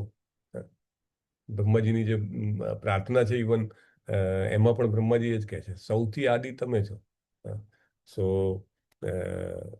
અહીંયા આગળ કહે છે કે ગરી હશે તમે એમનાથી શ્રેષ્ઠ છો. તો પછી તેઓ આપને સાદર પ્રણામ કેમ ન કરે? કેમ ન કરે? એટલે રિટોરિક ક્વેશ્ચન છે. કરે જ. હે અનંત, હે દેવેશ, હે જગન્નિવાસ, આપ જ પરમ અવિનાશી સ્તોત્ર છો, સર્વ કારણોના કારણરૂપ છો, ને આ ભૌતિક જગતથી પર છો. બહુ સરસ. યસ, કૃષ્ણ કૃપાલય પ્રભુ. હરે કૃષ્ણ. હરે કૃષ્ણ પ્રભુ, દંડવત પ્રણામ. ભાવાર્થ વાંચો. અર્જુન આ પ્રમાણે નમસ્કાર કરીને સૂચવે છે કે શીલ પ્રભુદાસ, શીલ પ્રભુની જય. જય. અર્જુન આ પ્રમાણે નમસ્કાર કરીને સૂચવે છે કે કૃષ્ણ સૌ કોઈ માટે પૂજનીય છે. તેઓ સર્વવ્યાપી છે અને દરેક જીવના આત્મા છે. અર્જુન કૃષ્ણને મહાત્મા કહીને સંબોધી રહ્યો છે, જેનો અર્થ એવો થાય છે કે તેઓ પરમ ઉદ્દાત તથા અનંત છે. અનંત સૂચિત કરે છે કે એવું કઈ જ નથી કે જે ભગવાનની શક્તિ તથા પ્રભાવથી આવૃત ન હોય. એટલે અને દેવેશ એટલે કે તેઓ સર્વ દેવોના નિયંતા છે અને તે સૌની ઉપર છે. તેઓ સમગ્ર બ્રહ્માંડના આશ્રય છે. ઓકે, અર્જુને એમ પણ વિચાર્યું. Okay, thank you. સો હરે કૃષ્ણ. તો એમ કે છે કે ભાઈ આ બધા જે નામ છે એનું વર્ણન પ્રભુપાદે અહીંયા કરેલું છે કે જે ભગવાનની શક્તિ તથા પ્રભાવથી આવૃત ના એવું કશું છે જ નહીં અહીંયા આગળ. Everything and anything is in control of Krishna. ચાહે દુનિયામાં કાંઈ પણ બની જાય, એવો દ્રઢ વિશ્વાસ આપણે કેળવવો જોઈએ કે things are in control of Krishna. બધું જ છે શ્રી કૃષ્ણના નિયમનમાં જ ચાલી રહ્યું છે. એવો દ્રઢ વિશ્વાસ હોવો જોઈએ. નહીં તો ઘણા લોકો કહે ને ખબર નહીં ભગવાન ક્યાં છે યાર, શું કરી રહ્યા છે, આવું બધું થોડું ચાલે. નહીં, પણ it is under control of Krishna. એવો દ્રઢ વિશ્વાસ હોવો જોઈએ, જે અર્જુન બતાવે છે અહીંયા. અર્જુન કહે છે. અને એની વે આદિ કીધા છે અને બધા જ દેવો ઇન્ક્લુડિંગ બ્રહ્માજી, શિવજી તેમને સાદર નમસ્કાર કરે છે. અને પ્રભુપાદ ભાગવતમનો રેફરન્સ આપીને કહે છે કે ભગવાન અક્ષરમ એટલે કે ભૌતિક જગત નાશવંત છે, પણ ભગવાન જે છે એ નાશવંત નથી, દિવ્ય છે. ત્વમાદિદેવ પુરુષ પુરાણ સ્તમસ્ય વિશ્વસ્ય પરમ નિધાનમ વેત્તાસि વેદ્યમ ચ પરમ ચ ધામ ત્વયા તતમ વિશ્વમ અનંત રૂપમ. આપ આદ્ય પરમેશ્વર સનાતન પુરુષ દ્રશ્ય જગતના અંતિમ આશ્રય સ્થાન છો. અંતિમ આશ્રય સ્થાન આપણું, એમ કહેવાય ને કે છેલ્લું આશ્રય આપણું ભગવાન છે. બાકી બધું સમજો કે આખું ભૌતિક જગત નાશ પામી જશે. જ્યારે પ્રલય થઈ જશે, બ્રહ્માજીના દિવસના અંતે પ્રલય થઈ જશે, અથવા તો બ્રહ્માજીનું આયુષ્ય પૂરું થશે ત્યારે પ્રલય થશે, અથવા તો નિત્ય પ્રલય જે ચાલી રહ્યો છે તે આપણું શરીર નાશ પામશે, ત્યારે પણ આપણું આશ્રય સ્થાન કોણ છે? તો કે શ્રી કૃષ્ણ છે. અને આપ જ સર્વજ્ઞ છો, આપ જ સર્વજ્ઞેય છો, પરમ આશ્રય સ્થાનરૂપ છો, ભૌતિક ગુણોથી પર છો, હે અનંતરૂપ. આ સંપૂર્ણ દ્રશ્ય જગત આપના દ્વારા વ્યાપ્ત છે. સો ભગવાનના વિશે અર્જુનજી અહીંયા આગળ પોતાની એઝ ઇફ લાઈક પ્રાર્થના જે છે એ કરી રહ્યા છે કે તમે બધાનો આધાર છો. નિધાનમ, નિધાનમ એટલે આધાર, અથવા તો પોષણ કરવું, અથવા તો પાલન કરવું. ભગવાન જેવી રીતે વિષ્ણુ રૂપે એમ કહેવાય ને કે જગતનું પાલન કરી રહ્યા છે, તો પાલન કરતા ભગવાન છે. સર્વના જાણકાર છે, એટલે આપણા બધાના હૃદયમાં ક્ષેત્રજ્ઞ તરીકે રહેલા છે. અને આપણે જે કંઈ પણ વિચાર કરીએ છીએ, જે કંઈ પણ બોલીએ છીએ, અથવા હાથ પગથી જે કંઈ પણ કરીએ છીએ, ઇવન આપણી એમ કહેવાય ને કે આપણા મનોભાવથી આપણે જે કંઈ પણ કરવાનો પ્રયત્ન કરીએ છીએ, તે બધું જ ભગવાનને જ્ઞાત હોય છે. એમના જ્ઞાનનો કંઈ અંત નથી. ઘણી વાર એવું હોય ને, આપણે બધું સેવ કર્યા કરીએ તો મોબાઈલમાં ડાટા ફિલઅપ થઈ જાય, અથવા લેપટોપ છે ભરાઈ જાય, કે ભાઈ એક્સ્ટ્રા મેમરી લેવી પડશે, ક્લાઉડનો ડેટા લેવો પડશે. કૃષ્ણના કેસમાં આવું છે નહીં. બધી જ માહિતી એમના ડેટાબેઝમાં અંદર સમાહિત હોય છે. અને અહીંયા લખે છે જ્ઞાન અને જ્ઞેય બંને તમે જ છો, કે જાણવા લાયક પણ તમે છો, અને એની જે પ્રક્રિયા છે તે પણ તમે છો. અને દિવ્ય છે, દિવ્ય લોકમાં પણ મુખ્ય પુરુષ છે. 39 વાયુર્યમો અગ્નિવરુણ શશાંક પ્રજાપતિસ્ત્વં પ્રપિતામહશ્ચ નમો નમસ્તેસ્તુ સહસ્ત્ર કૃત્વા પુનશ્ચ ભૂયોપી નમો નમસ્તે. એકચ્યુઅલી 36, 37 ને 38મો શ્લોક છે, એમાં ભગવાનને અર્જુને મહિમાન્વિત કર્યા છે, ભગવાનનો મહિમા ગાયો છે. 39 અને 40મો શ્લોક, આ બે શ્લોકોમાં મહિમા ગાયા પછી પ્રણામ કર્યા છે ભગવાનને. This is very important. ભગવાનની પાસે જઈએ તો આપણે અર્જુનજી પાસે શીખવું જોઈએ કે શું કરવું જોઈએ. તો પહેલું તો ગ્લોરીફાય, ભગવાનનો મહિમા ગાવો. મહિમા આપણે ભક્તોના શબ્દોમાં ગાઈ શકીએ, આપણા પોતાના શબ્દોમાં મહિમા ગાઈ શકીએ. ભગવાન તમને 6 ઈશ્વરીઓ વિશે વર્ણન કરી શકીએ. તમે કેટલા સુંદર લાગો છો, તમે કેટલા શક્તિશાળી છો, તમે કેટલા ત્યાગી છો, જે કંઈ પણ આપણને ભાવ આવે તે એવી રીતે. અને પછી પ્રણામ જરૂર કરવા જોઈએ. It is must. એટલે 39 ને 40 નમો નમસ્તે સ્તુ સહસ્ત્ર કૃત્વા પુનશ્ચ ભૂયોપી નમો નમસ્તે નમ પુરસ્તાદથ પૃષ્ઠતસ્તે નમોસ્તુ તે સર્વત એવ સર્વ. નમ નમ નમ નમ નમ નમ. તમે વિચારો કેટલો એનો ભાવ છે. ભગવાનના અંશ તરીકે નમવાનો કેટલો બધો ભાવ છે. It is very important. આવો ભાવ કેળવવો. તો શરૂઆત જે છે, વાયુ છો, નિયંતા છો, અગ્નિ છો, જળ છો, ચંદ્ર છો, પ્રથમ જીવાત્મા બ્રહ્મા, અને પ્રપિતામહ એટલે કે બધા જીવોના પ્રપિતા, વડદાદા. ગુજરાતીમાં અર્થ કર્યો છે વડદાદા, તમે છો. આપણે નામાનિષ્ઠા પ્રભુ કે તમે પૂછતા જાઓ કોઈને, તારા પિતાનું નામ શું, પિતાના પિતાનું નામ શું, પિતાના પિતાનું નામ શું. તમે એમ પૂછતા જાઓ બહુ બહુ તો 3 પેઢી સુધી યાદ હોય, કે 4થી 5મી તો કદાચ કેટલાય લોકોમાં એકાદને યાદ હોય. આગળ તો કોઈને યાદ ના હોય. સમજો કે 7 પેઢીના નામ નેક્સ્ટ ટુ ઇમ્પોસિબલ, બરાબર. પણ એમ કરતા કરતા છેલ્લે સુધી જાઓ ને તો બ્રહ્માજી સુધી પહોંચાય. અને બ્રહ્માજી પણ કોનામાંથી ઉત્પન્ન થયા? તો કે ભગવાનમાંથી, રાઈટ. તો એવી રીતે ભગવાન બધાના વડદાદા છે. અને અર્જુનજી ભગવાનને નમસ્કાર કરી રહ્યા છે. અને કેવી રીતે નમસ્કાર કરે છે તમે જુઓ. સૌથી પહેલા કે છે સહસ્ત્ર કૃત્વ, હજારો હજાર વાર આપણને એમ થાય કે આપણને 4-5 વાર આપણે દંડવત કરીએ ને તો પછી એમ થાય કે અરે યાર 5 દંડવત કરી નાખ્યા, આ તો સૂર્ય નમસ્કાર કરતો હોય એવું લાગે. Not mechanically. આપણને યાદ છે કયા ગોસ્વામી 1000 દંડવત કરતા હતા રોજ? 1000 દંડવત ગોવર્ધનને, 1000 દંડવત વૈષ્ણવોને. કયા ગોસ્વામી કરતા? રઘુનાથ દાસ ગોસ્વામી. હરી બોલ. વૃંદાવનમાં. હા, રઘુનાથ દાસ ગોસ્વામી, રાઈટ. રોજ 1000 દંડવત. તમે જુઓ કે કેટલી માનસિકતામાં પરિવર્તન આવે. It's a scientific process. તો કીધું છે સહસ્ત્ર કૃત્વ, હજારો વાર નમસ્કાર છે. આપણે પેલા જીભથી કહી શકીએ એવું ને, દંડવત પ્રણામ પ્રભુ, અરે ઉભા જ છીએ, બેઠા જ છીએ, બે હાથ પણ નથી જોડ્યા અને કે દંડવત પ્રણામ. Not that way. તો કે 1000 વાર નમસ્કાર છે. અને પછી મારા વારંવાર નમસ્કાર છે. પછી કે છે પુરસ્તાત, એટલે કે સામેથી નમસ્કાર છે. સામેથી ભગવાનને નમસ્કાર છે. પુષ્ટત, પાછળથી પણ નમસ્કાર કરું છું. સર્વત, બધી બાજુથી તમને નમસ્કાર કરું છું. તમે જુઓ અર્જુનજી જે છે એ બધી જ બાજુઓથી ભગવાનને નમસ્કાર કરે છે, કારણ કે એ બધી જ જગ્યાએ ભગવાનને જોઈ શકે છે. સામેથી, પાછળથી, બાજુમાંથી, આજુમાંથી, ઉપર નીચે બધે જ ભગવાનને જોઈ શકે છે. અને આપ સર્વસ્વ છો, પરાક્રમના સ્વામી છો, સર્વવ્યાપક છો. ભાવાર્થ એમાં સરસ પ્રભુપાદ લખે છે, કૃષ્ણ પ્રત્યેના પ્રેમમય હર્ષાવેશથી તેમનો મિત્ર અર્જુન તેમને સર્વ બાજુથી નમસ્કાર કરી રહ્યો છે. સ્વીકારે છે કે કૃષ્ણ સમગ્ર બળ તથા પરાક્રમના સ્વામી છે.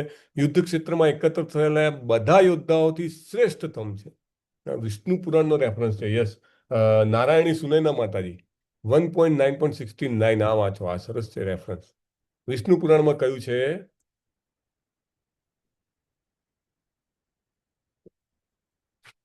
556મું પેજ, 40મો શ્લોક. હા પ્રભુ. હા, યોયમ તવાગતો હા દેવ. પ્રભુ. હા હા પ્રભુજી, શ્લોક વાંચવાનો છે. હા, શ્લોક અને એની નીચેની જે એનો અનુવાદ લખેલો છે તે. હા પ્રભુજી. 41, 42. ના, 1 મિનિટ, ચાલો. આરાધિકા માતાજી વાંચો. ના માતાજી, ફક્ત તવાગતો વિષ્ણુ દેવ પુરાણનો શ્લોક જ હા, વાંચવાનો. સમીપમ. બોલો હા બોલો, હા પ્રભુજી. યો આરાધિકા માતા. અયમ તવાગતો દેવ સમીપમ દેવતાગણ ત્વમેવ જગતસ્તા યત સર્વગતો ભવાન. હે પૂર્ણ પુરુષોત્તમ પરમેશ્વર, આપની સન્મુખ જે કોઈ આવે તે દેવ હોય કે ગમે તે હોય, તે આપનું સર્જન છે. હરે કૃષ્ણ. હરે કૃષ્ણ. ભગવાનની સામે કોઈ પણ જાય, પણ અલ્ટિમેટલી તો ભગવાનમાંથી જ સર્જાયેલો છે. કેટલું મહત્વની વાત છે. આ મુદ્દો કેટલો સરસ છે. પ્રભુપાદ આપણા માટે બધા પોઈન્ટ બીજા પુરાણોમાંથી પણ ખેંચી લાવે છે. એટલે આપણે બધું વાંચવાની જરૂર નથી ને આપણે વાંચી પણ ના શકીએ. તો પછી 41 ને 42, એકચ્યુઅલી 41 થી 44માં શ્લોકમાં અર્જુનજી જે છે એ એકદમ આદર ભાવમાં આવીને ભગવાનને વિનંતી કરે છે. આમ તો જોવા જાવ તો પેલા સોરી કહે છે ભગવાનને કે મેં જે કંઈ પણ કર્યું એના બદલે મને ક્ષમા કરો. 41, 42, 43 ને 44 ભગવાનની પાસે જાણે કે ક્ષમા માંગી રહ્યા છે. સખેતિ મત્વા પ્રસભમ યદુક્તમ, હે કૃષ્ણ હે યાદવ હે સખેતિ, અજ્ઞાનતા મહિમાનમ તવેદમ, મયા પ્રમાદાત પ્રણયેન વાપી, યચ્ચાવહાસાર્થમ સત્કૃતોસી વિહારશય્યાસન ભોજનેષુ, એકોથવાપ્યચ્યુત તત્સમક્ષમ તત્ક્ષામયે ત્વામહમ પ્રમેયમ. સખેતી મત્વા, એટલે કે તમને મિત્ર બાનીને, પ્રસભમ યદુક્તમ, તો ગુમાનથી. મિત્રોમાં ઘણી વાર એવું હોય ને, હવે અર્જુનજી છે ને એ થોડાક ડિફેન્સિવ થઈ જાય છે, એમ કહી શકાય. હવે મેં તો શું કરી નાખ્યું યાર તમારી જોડે, તમને તો કંઈક કીધું તું, તમારી મજાક ઉડાડી દીધી, તમને ન કહેવાના શબ્દો કહી દીધા, તો કંઈક કહે ને કે ખેંચે, તમને નીચું કહી દીધું. એકચ્યુઅલી અર્જુનજી જે છે ને એ આ રેવરન્શિયલ એટલે કે આદર ભાવવાળી મિત્રતાના રસમાં આવી ગયા છે. રસમાં ફેર પડે ને, એટલે સાખ્ય રસ જ છે, પણ સાખ્ય રસમાં હવે આદરનો ઉમેરો થયો છે. તો એના કારણે એ થોડીક પ્રાર્થનાના મોડમાં છે. હવે તમે જુઓ તો વૃંદાવનના જે સખા છે એમના, શ્રીદામા હોય કે મધુમંગલ હોય કે જે કોઈ પણ, એમને કદી ભગવાનની માફી માગી નથી, બરાબર. ગમે તેટલી એમ કહેવાય ને કે નટ ખટાઈ કરી હોય, ગમે તેટલા કૃષ્ણજીને કંઈ બોલ્યા હોય, ગમે તેટલું એમની પાસે પનિશમેન્ટ આપીને કામ કરાવડાયું હોય, never they have done. They are always in that mood કે ભાઈ આ તો કૃષ્ણ તો એમનો પ્રેમનું પાત્ર છે, બરાબર. અને એની જોડે અમારે મસ્તી જ કરવાની હોય, અમે એને કહી પણ શકીએ, અમે એની જોડે કરાવી પણ શકીએ, અને જે કર્યું. પણ અર્જુનજીનો ભાવ થોડો અલગ છે, બરાબર. એટલે સખેતી મત્વા, તમને મિત્ર માનીને, પ્રસભમ યદુક્તમ, એટલે કે ગુમાનથી. મિત્ર હોય તો ઘણી વાર ગુમાન પણ થઈ જાય, અને તમને બોલાયા છે મેં કેવી રીતે, હે કૃષ્ણ, જાઓ, સાવ સામાન્ય. અહીંયા આગળ તો જોવું છે તો વાવ, ગદગદ થઈ ગયો, શું સ્વરૂપ છે. અને નહીં તો અધરવાઇઝ તો મેં તમને પેલા હે કૃષ્ણ, હે યાદવ. યાદવ ઘણી વાર આપણે સરનેમથી બોલાવીએ ને કોઈને, એવી રીતે છે. એટલે તો અર્જુનજી જે છે ને એ એકચ્યુઅલી વિનો કે કુરુવંશમાં હતા, બરાબર. અને કુરુવંશમાં પણ રાજ પરિવારમાં હતા, બરાબર. કાઇન્ડ ઓફ એવું કહી શકાય કે પ્રિન્સ અથવા તો રાજકુમાર અથવા રાજા જેવી એમની પોઝિશન હતી. ઓકે.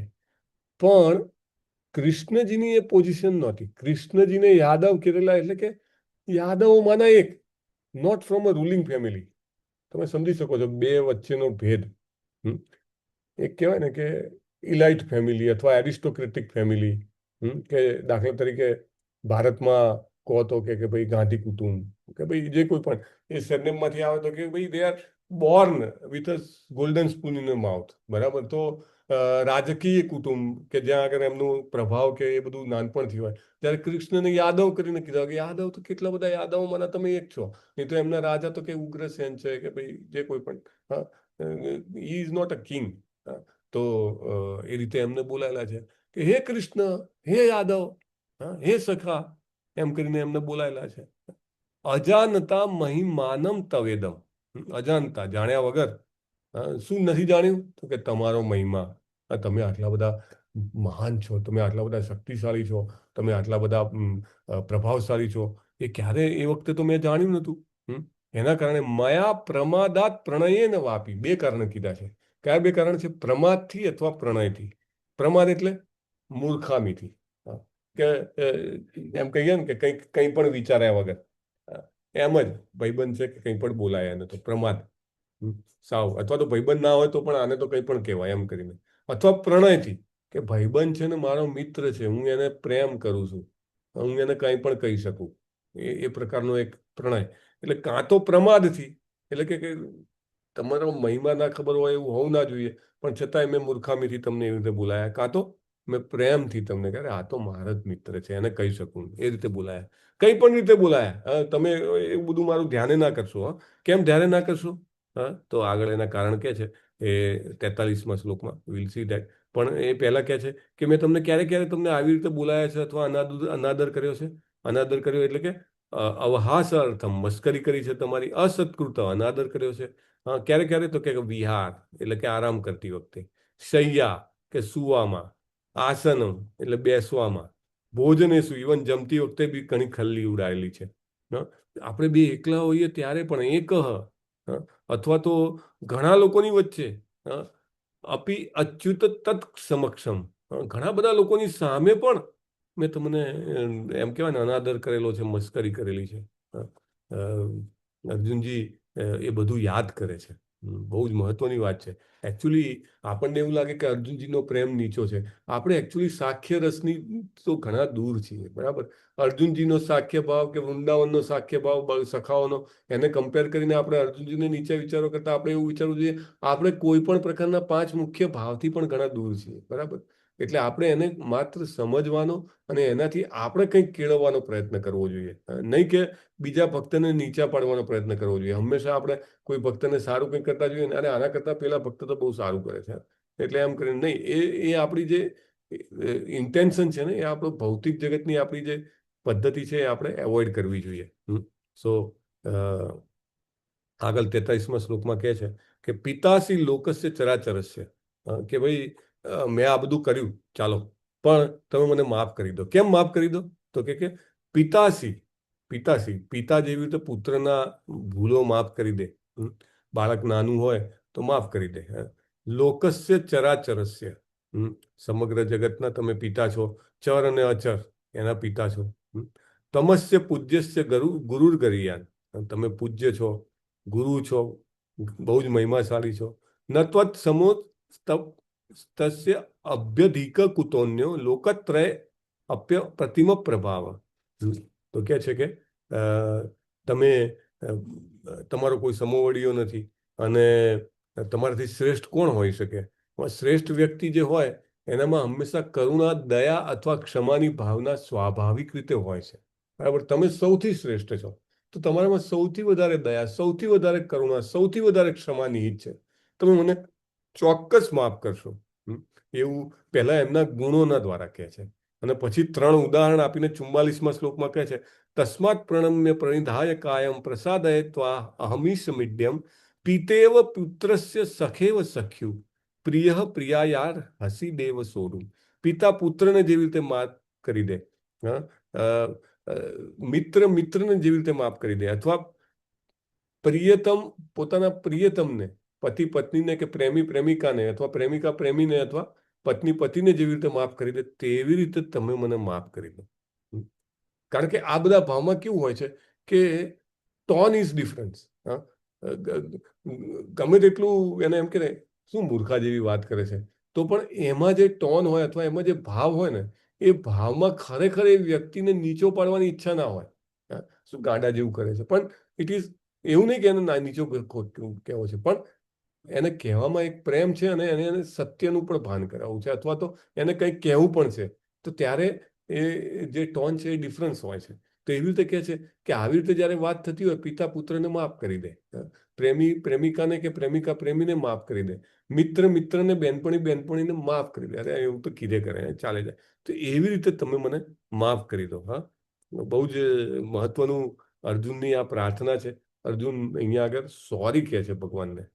આમાં જે 43મો શ્લોક છે એમાં શ્વેતાશ્વતર ઉપનિષદનો શ્લોક જે આપેલો છે અને એની નીચે એ જ જે પહેલો, બીજો ને ત્રીજો પેરેગ્રાફ એ એક વાંચવાનો છે. સો યસ, આરાધિકા, સોરી, એક જ મિનિટ, આરાધિકા માતાજીએ વાંચેલું છે. So let S C. હા, નિલેશ પ્રભુ, ન તસ્ય કાર્યમ કरणम ચ વિદ્યતે. મેં નથી વાંચ્યું. તમે નથી વાંચ્યું, પણ તમે કંઈક જવાબ આપ્યો હતો એટલે મને યાદ હતું. એની તમે વાંચી શકો છો. ચાલો. ન તસ્ય કાર્યમ કरणम ચ વિદ્યતે. કઈ વાંધો નથી. ના, હરી બોલ. ચાલો ચાલો, જલ્દી કોને પ્રભુ બીજાને કીધું છે ને? વાંચો, તમે વાંચો માતાજી. ચાલો. અરે, શ્વેતા સતર ઉપનિષદ 6.8 આ બાબતનો ઉલ્લેખ શ્વેતા સતર ઉપનિષદ 6.8 થયો છે. ન તાસ્ય કાર્ય કरणम ચ વિદ્યતે ન તત સમસ્વા ભયધિક કશ્ચ દ્રશ્યતે. ભગવાન કૃષ્ણને પણ સામાન્ય મનુષ્યની જેમ ઇન્દ્રિયો તથા શરીર છે, પરંતુ તેમને મન, પોતાની ઇન્દ્રિયો, શરીર, મન તથા સ્વયં પોતાની વચ્ચે કોઈ તફાવત નથી. તેમને પૂરેપૂરી રીતે નહીં જાણનારા મૂર્ખ મનુષ્યો કહે છે કે કૃષ્ણ પોતાના આત્મા, મન, હૃદય તથા અન્ય દરેક વસ્તુથી ભિન્ન છે. કૃષ્ણ તો પરમ બ્રહ્મ છે, તેથી તેમના કાર્યો તથા શક્તિઓ પણ સર્વોપરી છે. એમ પણ કહેવામાં આવ્યું છે કે તેઓ આપણા જેવી ઇન્દ્રિયો ધરાવતા નથી, અને છતાં તેઓ બધા ઇન્દ્રિય વિષયક કાર્યો કરી શકે છે. તેથી તેમની ઇન્દ્રિયો નથી અપૂર્ણ કે નથી મર્યાદિત. તેમનાથી વધુ મહાન કોઈ નથી, કોઈ તેમનો સમકક્ષ નથી, અને દરેક જીવ તેમનાથી નિમ્ન કક્ષાનો છે. હરી બોલ. પૂર્ણ બસ પુરુષોત્તમના બસ માતાજી, પૂર્ણ બસ પુરુષોત્તમ બસ બસ બસ. હરે હરે કૃષ્ણ. કૃષ્ણ, હરે કૃષ્ણ. સો અહીંયા આગળ જે સરસ પોઈન્ટ છે, એ પોઈન્ટ શું છે કે ભગવાન અસમ ઉર્ધ્વ છે. અસમ ઉર્ધ્વ, અસમ એમનાથી સમાન કોઈ નથી, અને અઉર્ધ્વ એટલે કે એમનાથી મહાન કોઈ નથી. હા, આ પોઈન્ટ બહુ જ મહત્વનો છે. કોઈ પણ વ્યક્તિ ભગવાન જેટલો શક્તિશાળી ન હોઈ શકે. એટલે ભગવાન જેટલો ના હોય તો ભગવાનથી વધારે તો ના જ હોઈ શકે ને. બહુ જ સ્વાભાવિક વસ્તુ છે. હા, એટલા માટે ઇવન ફર્ધર અહીંયા આગળ પ્રભુપાદ રેફરન્સ આપે છે ચૈતન્ય ચરિતામૃતનો, કે એકલે ઈશ્વર કૃષ્ણ આર સબ ભૃત્ય. કેવળ કૃષ્ણ જ ઈશ્વર છે અને બાકી બધા તેમના દાસ છે. બધા તેમના આદેશનું પાલન કરી રહ્યા છે. એવો કોઈ નથી કે જે તેમના આદેશનું ઉલ્લંઘન કરી શકે. બ્રહ્મ સંહિતામાં જણાવ્યા પ્રમાણે તેઓ સર્વ કારણના કારણ છે. તસ્માत् પ્રણમ્ય પ્રણિધાય કાયમ પ્રસાદયે ત્વમ અહમીશમિડ્યમ પિતેવ પુત્રસ્ય સખેવ સખ્યુ પ્રિય પ્રિયાયાર્હસી દેવ સોઢુમ. તો તમે આ રીતે મારા બધા અપરાધને સહન કરીને માફ કરી દો. હવે જે 45 અને 46મો શ્લોક છે ને, જો અર્જુને સૌથી પહેલા શું કર્યું, 36 થી 38માં ભગવાનનો મહિમા ગાયો, પછી 39 ને 40માં ભગવાનને પ્રણામ કર્યા, પછી 41 થી 44માં ભગવાનને સોરી કહી દીધું, ભગવાનને એમ કીધું કે મને માફ કરી દો, અને પછી 45 અને 46માં કહે છે કે ભાઈ પ્રભુ ભગવાન, હવે તમે જે આ તમારું સ્વરૂપ છે એને આટોપી લો, અને હવે મારે આ સ્વરૂપથી મને સહન થતું નથી, એટલે તમે એને આટોપી લો. અદષ્ટપૂર્વમ ઋષિતોસ્મિ દૃષ્ટા ભયેન ચ પ્રવ્યથિતમ મનો મે તદેવ મે દર્શય દેવ રૂપમ પ્રસિદ્ધ દેવેશ જગન નિવાસ. હું આનંદ વિભોર થઈ ગયો છું અને મારું મન ભયથી વિચલિત થયું છે. મારા ઉપર પ્રસન્ન થાવ અને આપના ભગવત સ્વરૂપના પ્રસિદ્ધ દેવેશ, તમારા ભગવત સ્વરૂપના મને પુનઃ દર્શન આપો. આનો ભાવાર્થ યસ નિલેશ પ્રભુ, આનો ભાવાર્થ વાંચો તો અર્જુનને હંમેશા કૃષ્ણમાં શ્રદ્ધા છે. બહુ જ મહત્વનો પોઈન્ટ છે. હરે કૃષ્ણ. ભાવાર્થ બાય શિલા પ્રભુપાદ નીચે અર્જુનને હંમેશા કૃષ્ણમાં શ્રદ્ધા છે, કારણ કે તે પરમ પ્રિય મિત્ર છે અને એક પ્રિય મિત્ર તરીકે મિત્રના ઐશ્વર્યો જોઈને તે હર્ષ વિભોર થાય છે. અર્જુન પોતાના મિત્ર પૂર્ણ પુરુષોત્તમ પરમેશ્વર તરીકે આવું વિરાટ રૂપ પ્રદર્શિત કરી શકે છે એ જોઈને બહુ આનંદિત થયો છે, પરંતુ તે સાથે જ તે વિરાટ રૂપને જોઈને ભયભીત થયો છે, કારણ કે તે પોતે અનન્ય મૈત્રી ભાવને વશ થઈ કૃષ્ણ પ્રત્યે અનેક અપરાધો કર્યા છે. એ રીતે ભયને લીધે તેનું મન વિચલિત થયું છે, પરંતુ તેને ભયભીત થવાનું કોઈ કારણ ન હતું. તેથી અર્જુન કૃષ્ણને તેમનું નારાયણ રૂપ દર્શાવવા પ્રાર્થે છે, કારણ કે તેઓ કોઈ પણ રૂપ ધારણ કરવા સમર્થ છે. આ વિરાટ રૂપ ભૌતિક જગતની જેમ ભૌતિક તેમજ ક્ષણભંગુર છે, પરંતુ વૈકુંઠ લોકમાં તેઓ નારાયણ રૂપે શાશ્વત ચતુર્ભુજ સ્વરૂપે બિરાજે છે. વૈકુંઠ આકાશમાં અસંખ્ય લોક આવેલા છે અને તે દરેક લોકમાં કૃષ્ણ પોતાના વિભિન્ન નામો દ્વારા પોતાના પૂર્ણ અંશ રૂપે બિરાજે છે. એ રીતે અર્જુન વૈકુંઠ લોકમાંના તેમના સ્વરૂપો પૈકી કોઈ એક સ્વરૂપના દર્શન કરવા ઈચ્છતો હતો. નિસંદેહ દરેક વૈકુંઠ લોકમાં નારાયણ ચતુર્ભુજ સ્વરૂપે છે, પરંતુ તે પ્રત્યેકમાં 4 ભુજામાં શંખ, ગદા, પદ્મ તથા ચક્ર નામના ચિહ્નો આયુધો વિવિધ રીતે ધારણ કરેલા હોય છે. શ્રીહસ્તમાંના આ 4 ચિહ્નો કઈ રીતે ધારણ કરેલા છે તે પ્રમાણે નારાયણ વિવિધ નામો ધરાવે છે. આ સર્વ રૂપો કૃષ્ણના જ છે, માટે અર્જુન કૃષ્ણના ચતુર્ભુજ સ્વરૂપના દર્શન કરવા ઈચ્છે છે. હરે કૃષ્ણ. હરે કૃષ્ણ. કૃષ્ણ જે છે પૂર્ણ પુરુષોત્તમ પરમેશ્વર છે અને બધા જ રૂપો શ્રી કૃષ્ણમાંથી પ્રગટ થાય છે, અને આ બહુ જ મહત્વની વાત છે. ભલે ને ગમે તેટલું પ્રભાવશાળી સ્વરૂપ હોય, ભગવાન વૈકુંઠમાં એકદમ ઓપ્યુલન્ટ લાગે, પણ છતાંય વૈકુંઠ જે છે એ ભગવાનની ઓફિસ છે, અને એમાં જે સ્વરૂપ છે એ ભગવાનમાંથી આવે છે. જેવી રીતે આપણે બહાર તિલક કરીએ ને, ઓમ કેશવાય નમઃ, નારાયણ નમઃ, માધવાય નમઃ, ગોવિંદાય નમઃ, તો એ રીતે ભગવાનના જે આ 4 હસ્ત છે અને એમાં એમને શંખ, ચક્ર, ગદા, પદ્મ જે ધારણ કર્યું છે એની પોઝિશન બદલાય છે. રાઈટ, સાઉથમાં એવા મંદિર પણ હોય છે જ્યાં આવી રીતે ભગવાનના અલગ અલગ સ્વરૂપના દર્શન થાય છે. તો પણ આ બધા જ રૂપ જે છે એ કૃષ્ણના જ રૂપ છે, અને અર્જુન જે છે એ ભગવાનના ચતુર્ભુજ સ્વરૂપનું દર્શન કરવા માંગે છે. તો એમને કહે છે કે આ વિરાટ રૂપ તમે આટોપી લ્યો, ચતુર્ભુજ રૂપ દર્શાવો, પછી ચતુર્ભુજ રૂપ પણ આટોપી લ્યો અને દ્વિભુજ રૂપ બતાવો. કરીટીનમ ગિરિનમ ચક્રી હસ્ત મિચ્છામિ ત્વામ દ્રષ્ટુમ અહમ તથૈવ તેનૈવ રૂપેણ ચતુર્ભુજેણ સહસ્ત્રબાહો ભવ વિશ્વમૂર્તે. તો આપના મુકુટધારી, કિરીટીનમ એટલે મુકુટધારી, ગદિનમ એટલે ગદાધારી, ચક્રહસ્ત એટલે કે ચક્રધારી, ઈચ્છામિ ત્વામ દ્રષ્ટુમ, તો એવા સ્વરૂપના હું દર્શન કરવા માંગુ છું. એ દર્શન કરવાની મને અભિલાષા છે. બ્રહ્મ સંહિતાનો રેફરન્સ આપીને બહુ સરસ રમણ મંદિર માતાજી આજે ભાવાર્થ છે, બ્રહ્મ સંહિતામાં કહ્યું છે તે વાંચો તો. હરે કૃષ્ણ. બ્રહ્મ સંહિતા 5.39માં કહ્યું છે, રામાદિ મૂર્તિષુ કલા નિયમે તિષ્ઠન. ભગવાન શતસહસ્ત્ર રૂપમાં નિત્ય વિદ્યમાન હોય છે, જેમાં રામ, નૃસિંહ, નારાયણ વગેરે જેવા તેમના મુખ્ય સ્વરૂપો છે. રૂપો તો અસંખ્ય છે, પરંતુ અર્જુન જાણતો હતો કે કૃષ્ણ જ આદિ પુરુષોત્તમ પરમેશ્વર અને અને તેમણે જ આ અસ્થાયી એવું વિરાટ રૂપ ધારણ કરેલું છે. હવે તે ભગવાનના દિવ્ય રૂપ એવા નારાયણ રૂપના દર્શન માટે પાર્થે છે. આ શ્લોક દ્વારા શ્રીમદ્ ભાગવતમના કથનનું નિઃસંદેહ સમર્થન થાય છે કે કૃષ્ણ આદ્ય પરમેશ્વર છે અને અન્ય બધા સ્વરૂપો તેમનામાંથી જ પ્રગટ થાય છે. કૃષ્ણ પોતાના અંત વિસ્તારોથી ભિન્ન નથી અને પોતાના અસંખ્ય સ્વરૂપો પૈકીના પ્રત્યેકમાં તેઓ પરમેશ્વર જ હોય છે. આ સર્વ રૂપોમાં તેઓ નવયુવાન જેવા નિત્ય નવનીત જણાય છે. પૂર્ણ પુરુષોત્તમ પરમેશ્વરનું આ ચિરસ્થાયી લક્ષણ છે. જે મનુષ્ય કૃષ્ણને જાણે છે તે તરત જ ભૌતિક જગતના સઘળા સંસર્ગજન્ય દોષોમાંથી મુક્ત થઈ જાય છે. હરે કૃષ્ણ.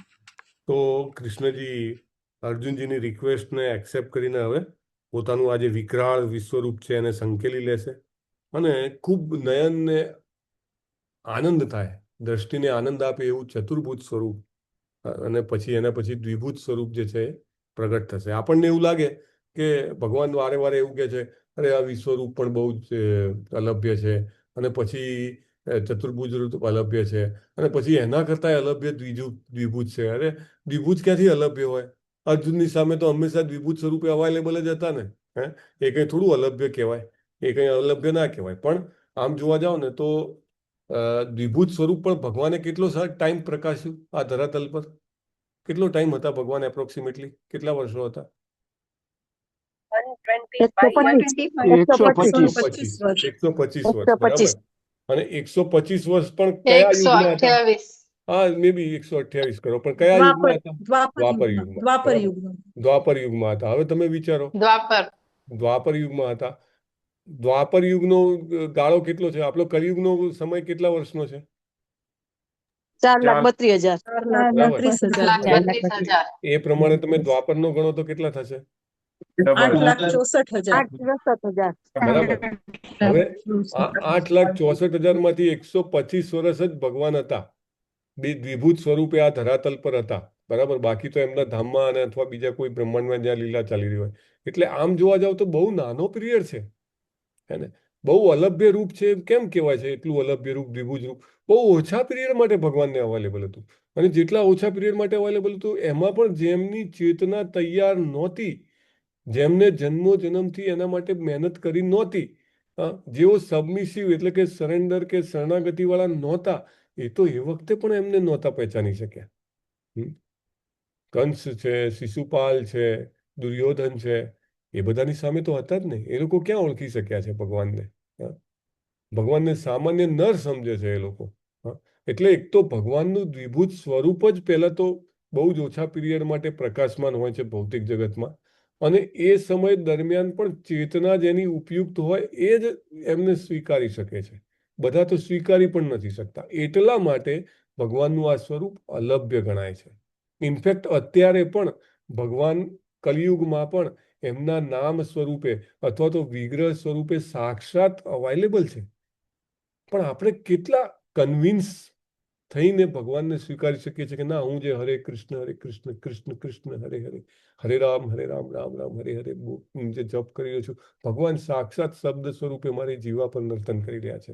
આપણે એવું કેટલી વાર માટે આપણે એવું કન્વિન્સ થઈને સ્વીકારી શકતા હોય છે? અથવા તો મારી સામે જે વિગ્રહ છે, વાવ, સાક્ષાત શ્રી કૃષ્ણ પોતે જ છે, એવું સ્વીકારી શકવા વાળા અથવા સ્વીકારતા હોય છતાં પણ સતત એને ચેતનામાં ગ્રહણ કરવા વાળા લોકો બહુ ઓછા હોય, બરાબર.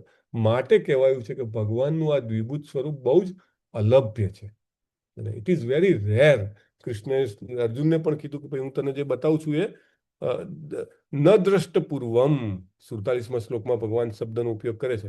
આની પહેલા પણ ભગવાને કીધું છે કે બીજા કોઈને મેં બતાવ્યું નથી. અહીંયા આગળ ચતુર્ભુજ રૂપમાં પણ કહે છે કે આ બધાને અવેલેબલ નથી. શ્રી ભગવાન વાચ મયા પ્રસન્નેન તવાર્જુનેદમ રૂપમ પરમ દર્શિમ આત્મયોગાત તેજોમયમ વિશ્વમ અનંતમાદ્યમ યન્મે ત્વદન્યેન ન દષ્ટ પૂર્વમ. મેં પ્રસન્ન થઈને અંતરંગ શક્તિ દ્વારા આ ભૌતિક જગતમાં મારા પરમ વિશ્વરૂપના દર્શન કરાવ્યા છે. કારણ કે વિશ્વરૂપ પણ ભગવાનની અંતરંગ શક્તિથી પ્રગટ થાય, અને અન્ય કોઈએ આ તેજોમય આદ્ય રૂપને ક્યારેય જોયું નથી. નો બડી એલ્સ. અર્જુનની પહેલા પણ નથી જોયું. આપણને ઘણી વાર છે ને ભાગવતમમાં પણ આવે છે, પણ એ વિશ્વરૂપ પણ અલગ છે. દ્વિતીય સ્કંદમાં દાખલા તરીકે વિશ્વરૂપનું વર્ણન આવે છે કે સિદ્ધો યોગીઓ જે છે એ વિશ્વરૂપ ઉપર પોતાનું ધ્યાન કેન્દ્રિત કરતા હોય છે. હા, એ પણ એક પ્રોસેસ છે અને એ પ્રોસેસ પણ આધ્યાત્મિક રીતે અગ્રસર થવા માટે લાભદાયી થાય છે. No doubt about it. But that વિશ્વરૂપ અને આ વિશ્વરૂપ પણ અલગ છે. ઇનફેક્ટ જે મિની વિશ્વરૂપ દુર્યોધનની સભામાં બતાવ્યું હતું તે પણ અલગ છે. આ વિશ્વરૂપ જે છે, જે કાળરૂપની સાથે છે, તે વિશ્વરૂપ યુનિક છે, જે અર્જુનને બતાવવામાં આવ્યું છે. એમ કહેવાય ને કે રેર છે. પ્રભુપાદે અહીંયા આગળ એમના ભાવાર્થમાં પણ લખે છે કે અર્જુનને દર્શાવેલા રૂપથી તે રૂપો જુદા હતા, એમ સ્પષ્ટ રીતે કહેવામાં આવ્યું છે. બીજા કોઈએ આ રૂપ પહેલા જોયું નથી. Nobody else. અને આ રૂપ સરળતાથી જોવા પણ ના મળે. હવે ભગવાન ભક્તિનો મહિમા સમજાવે છે. ન વેદ યજ્ઞાધ્યયન દાને ન ચ ક્રિયાભિર્ન તપોભિરુગ્રહ એવમ રૂપ શક્ય અહમ નિલોકે દ્રષ્ટુમ ત્વદન્યેન કુરુ પ્રવીર. એટલે કે ભગવાનનું જે આ રૂપ છે, એ ક્યારેય વ્યક્તિ જે છે બહુ જ વેદોનું અધ્યયન કરીને, યજ્ઞ કરીને, દાન કરીને, સત્કર્મ કરીને, તપ કરીને પણ ભગવાનના રૂપનું દર્શન કરી શકતી નથી. માત્ર ને માત્ર ભક્તિ જ જોઈએ. ઇટ ઇઝ વેરી ઇમ્પોર્ટન્ટ કે આપણે સમજીએ ભગવાનનું દર્શન મોટા મોટા તપ કરવાથી, દાન કરવાથી થઈ શકે નહીં. આપણે ભગવદ્ધામ જવું હોય તો બહુ જ તપ કરીને, બહુ જ દાન કરીને, બહુ જ વેદોનું અધ્યયન કરીને, સ્કોલર બનીને ભગવાનના ધામમાં જઈ શકશું નહીં. ભગવાનના ધામમાં જવાનો એકમાત્ર રસ્તો ભક્તિમય સેવા છે. હા, પેલું કે ને કે યોગ ટિન્જ્ડ વિથ ભક્તિ, કે ભક્તિનો ટચ આપેલો યોગ હોય, ભક્તિનો ટચ આપેલો જ્ઞાન હોય, ભક્તિનો ટચ આપેલું સમાધિ અથવા અષ્ટાંગ યોગ હોય તો સ્ટીલ પોસિબિલિટી છે. પણ ભક્તિને આખી જુદી કરી નાખે, ભગવાનના પર્સનલ સ્વરૂપને અળગું કરી નાખે, સેવાને અળગી કરી નાખે ને કોઈ ભગવાનને પામી શકે? ના પામી શકે. સિદ્ધિઓ પામી શકે, બ્રહ્મમાં લીન થઈ શકે, પણ છતાં એને ત્યાં આગળ વૈવિધ્ય ન મળવાના કારણે એને પાછા આવવું પડે છે. So it is very important આપણે સમજીએ કે કઠોર તપ કરવાથી પણ ભગવાનના રૂપના દર્શન કરી શકતા નથી. કોઈ પણ પ્રકારના સત્કર્મોથી પણ ભગવાનના દર્શન થઈ શકતા નથી. એમ કે છે માતે વ્યથા માચ વિમૂઢ ભાવો દ્રષ્ટા રૂપમ ઘોરમ મિદંગ મેદમ વ્યપેતભી પ્રીતમના પુનસ્તમ તદેવ મે રૂપમ ઇદમ પ્રપશ્ય. આ ભયાનક રૂપ જોઈને તું વ્યથિત થયો છે, મૂંઝાઈ ગયો છે, તો હવે હું તને વ્યથામાંથી મુક્ત કરું છું. ભગવાનને ગમતું નથી કે પોતાનો ભક્ત જે છે એ કંઈક વ્યથામાં આવે. તો તું મારા શાંત સ્વરૂપનું હવે દર્શન કર કે જેથી તને આનંદ આવે. અને પછી હવે સંજયજી જે છે એ બોલવાનું શરૂ કરે છે કે ઇત્યર્જુનમ વાસુદેવ યથોક્ત્વા સ્વકમ રૂપમ દર્શયામાસ ભૂય આશ્વાસયામાસ ચ ભીતમેનમ ભૂત્વા પુનઃ સૌમ્ય વપુર મહાત્મા. તો ભગવાન જે છે ચતુર્ભુજ રૂપ અને પછી છેવટે દ્વિભુજ રૂપ જે છે પ્રગટ કરે છે. અને પ્રભુપાદ લખે છે કે અર્જુનને ચતુર્ભુજ રૂપના દર્શન કરવામાં કોઈ રુચિ નહોતી. આ કૃષ્ણને ખબર હતી. અને ભગવાનના ભક્ત જે બને છે ને, અથવા ભક્તો પાસેથી જે સાંભળે છે, એને ભગવાનના પ્રભાવમાં નથી રસ હતો, ભગવાનના સ્વભાવમાં રસ હોય છે. અને ભગવાનનો સ્વભાવ જે છે ને, એ ભગવાનના દ્વિભુજ સ્વરૂપમાં ખૂબ સારી રીતે અનુભવી શકાય છે. એટલે ભક્તો જે છે એ ચતુર્ભુજ રૂપમાં અથવા તો ભગવાનના વૈભવમાં, ભગવાનના ઐશ્વર્યમાં ઇન્ટરેસ્ટ રાખતા નથી.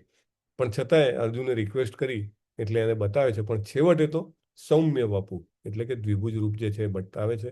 અને પ્રભુપાદ લખે છે કૃષ્ણ પ્રગટ હતા ત્યારે સૌ કોઈ તેમના રૂપથી જ આકર્ષાતા. હા, ત્યાંથી વાંચો તો હરાપ્રિય વિમલા માતાજી.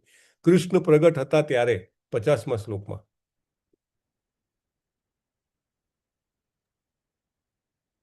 ચાર, પાંચ, છ, સાત, આઠ, 9, 10મી લાઈન છે.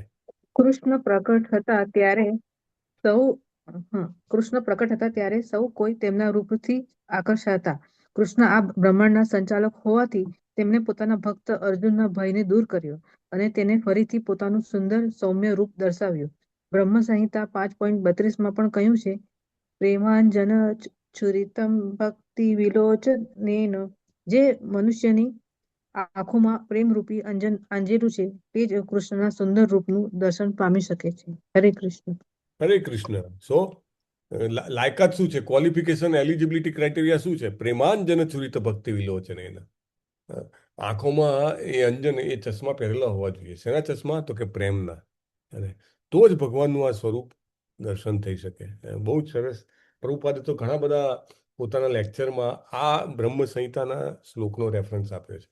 ભગવાનના દર્શન કરવા માટે આંખોમાં પ્રેમ જોઈએ, નહીં તો ભગવાનના દર્શન થઈ શકે નહીં. Not possible for anybody and for everybody. આમ તો ભગવાન અવેલેબલ જ છે, તાત્કાલિક અવેલેબલ છે, પણ મારી આંખોમાં પ્રેમ નથી તો મને કેવી રીતે દેખાય?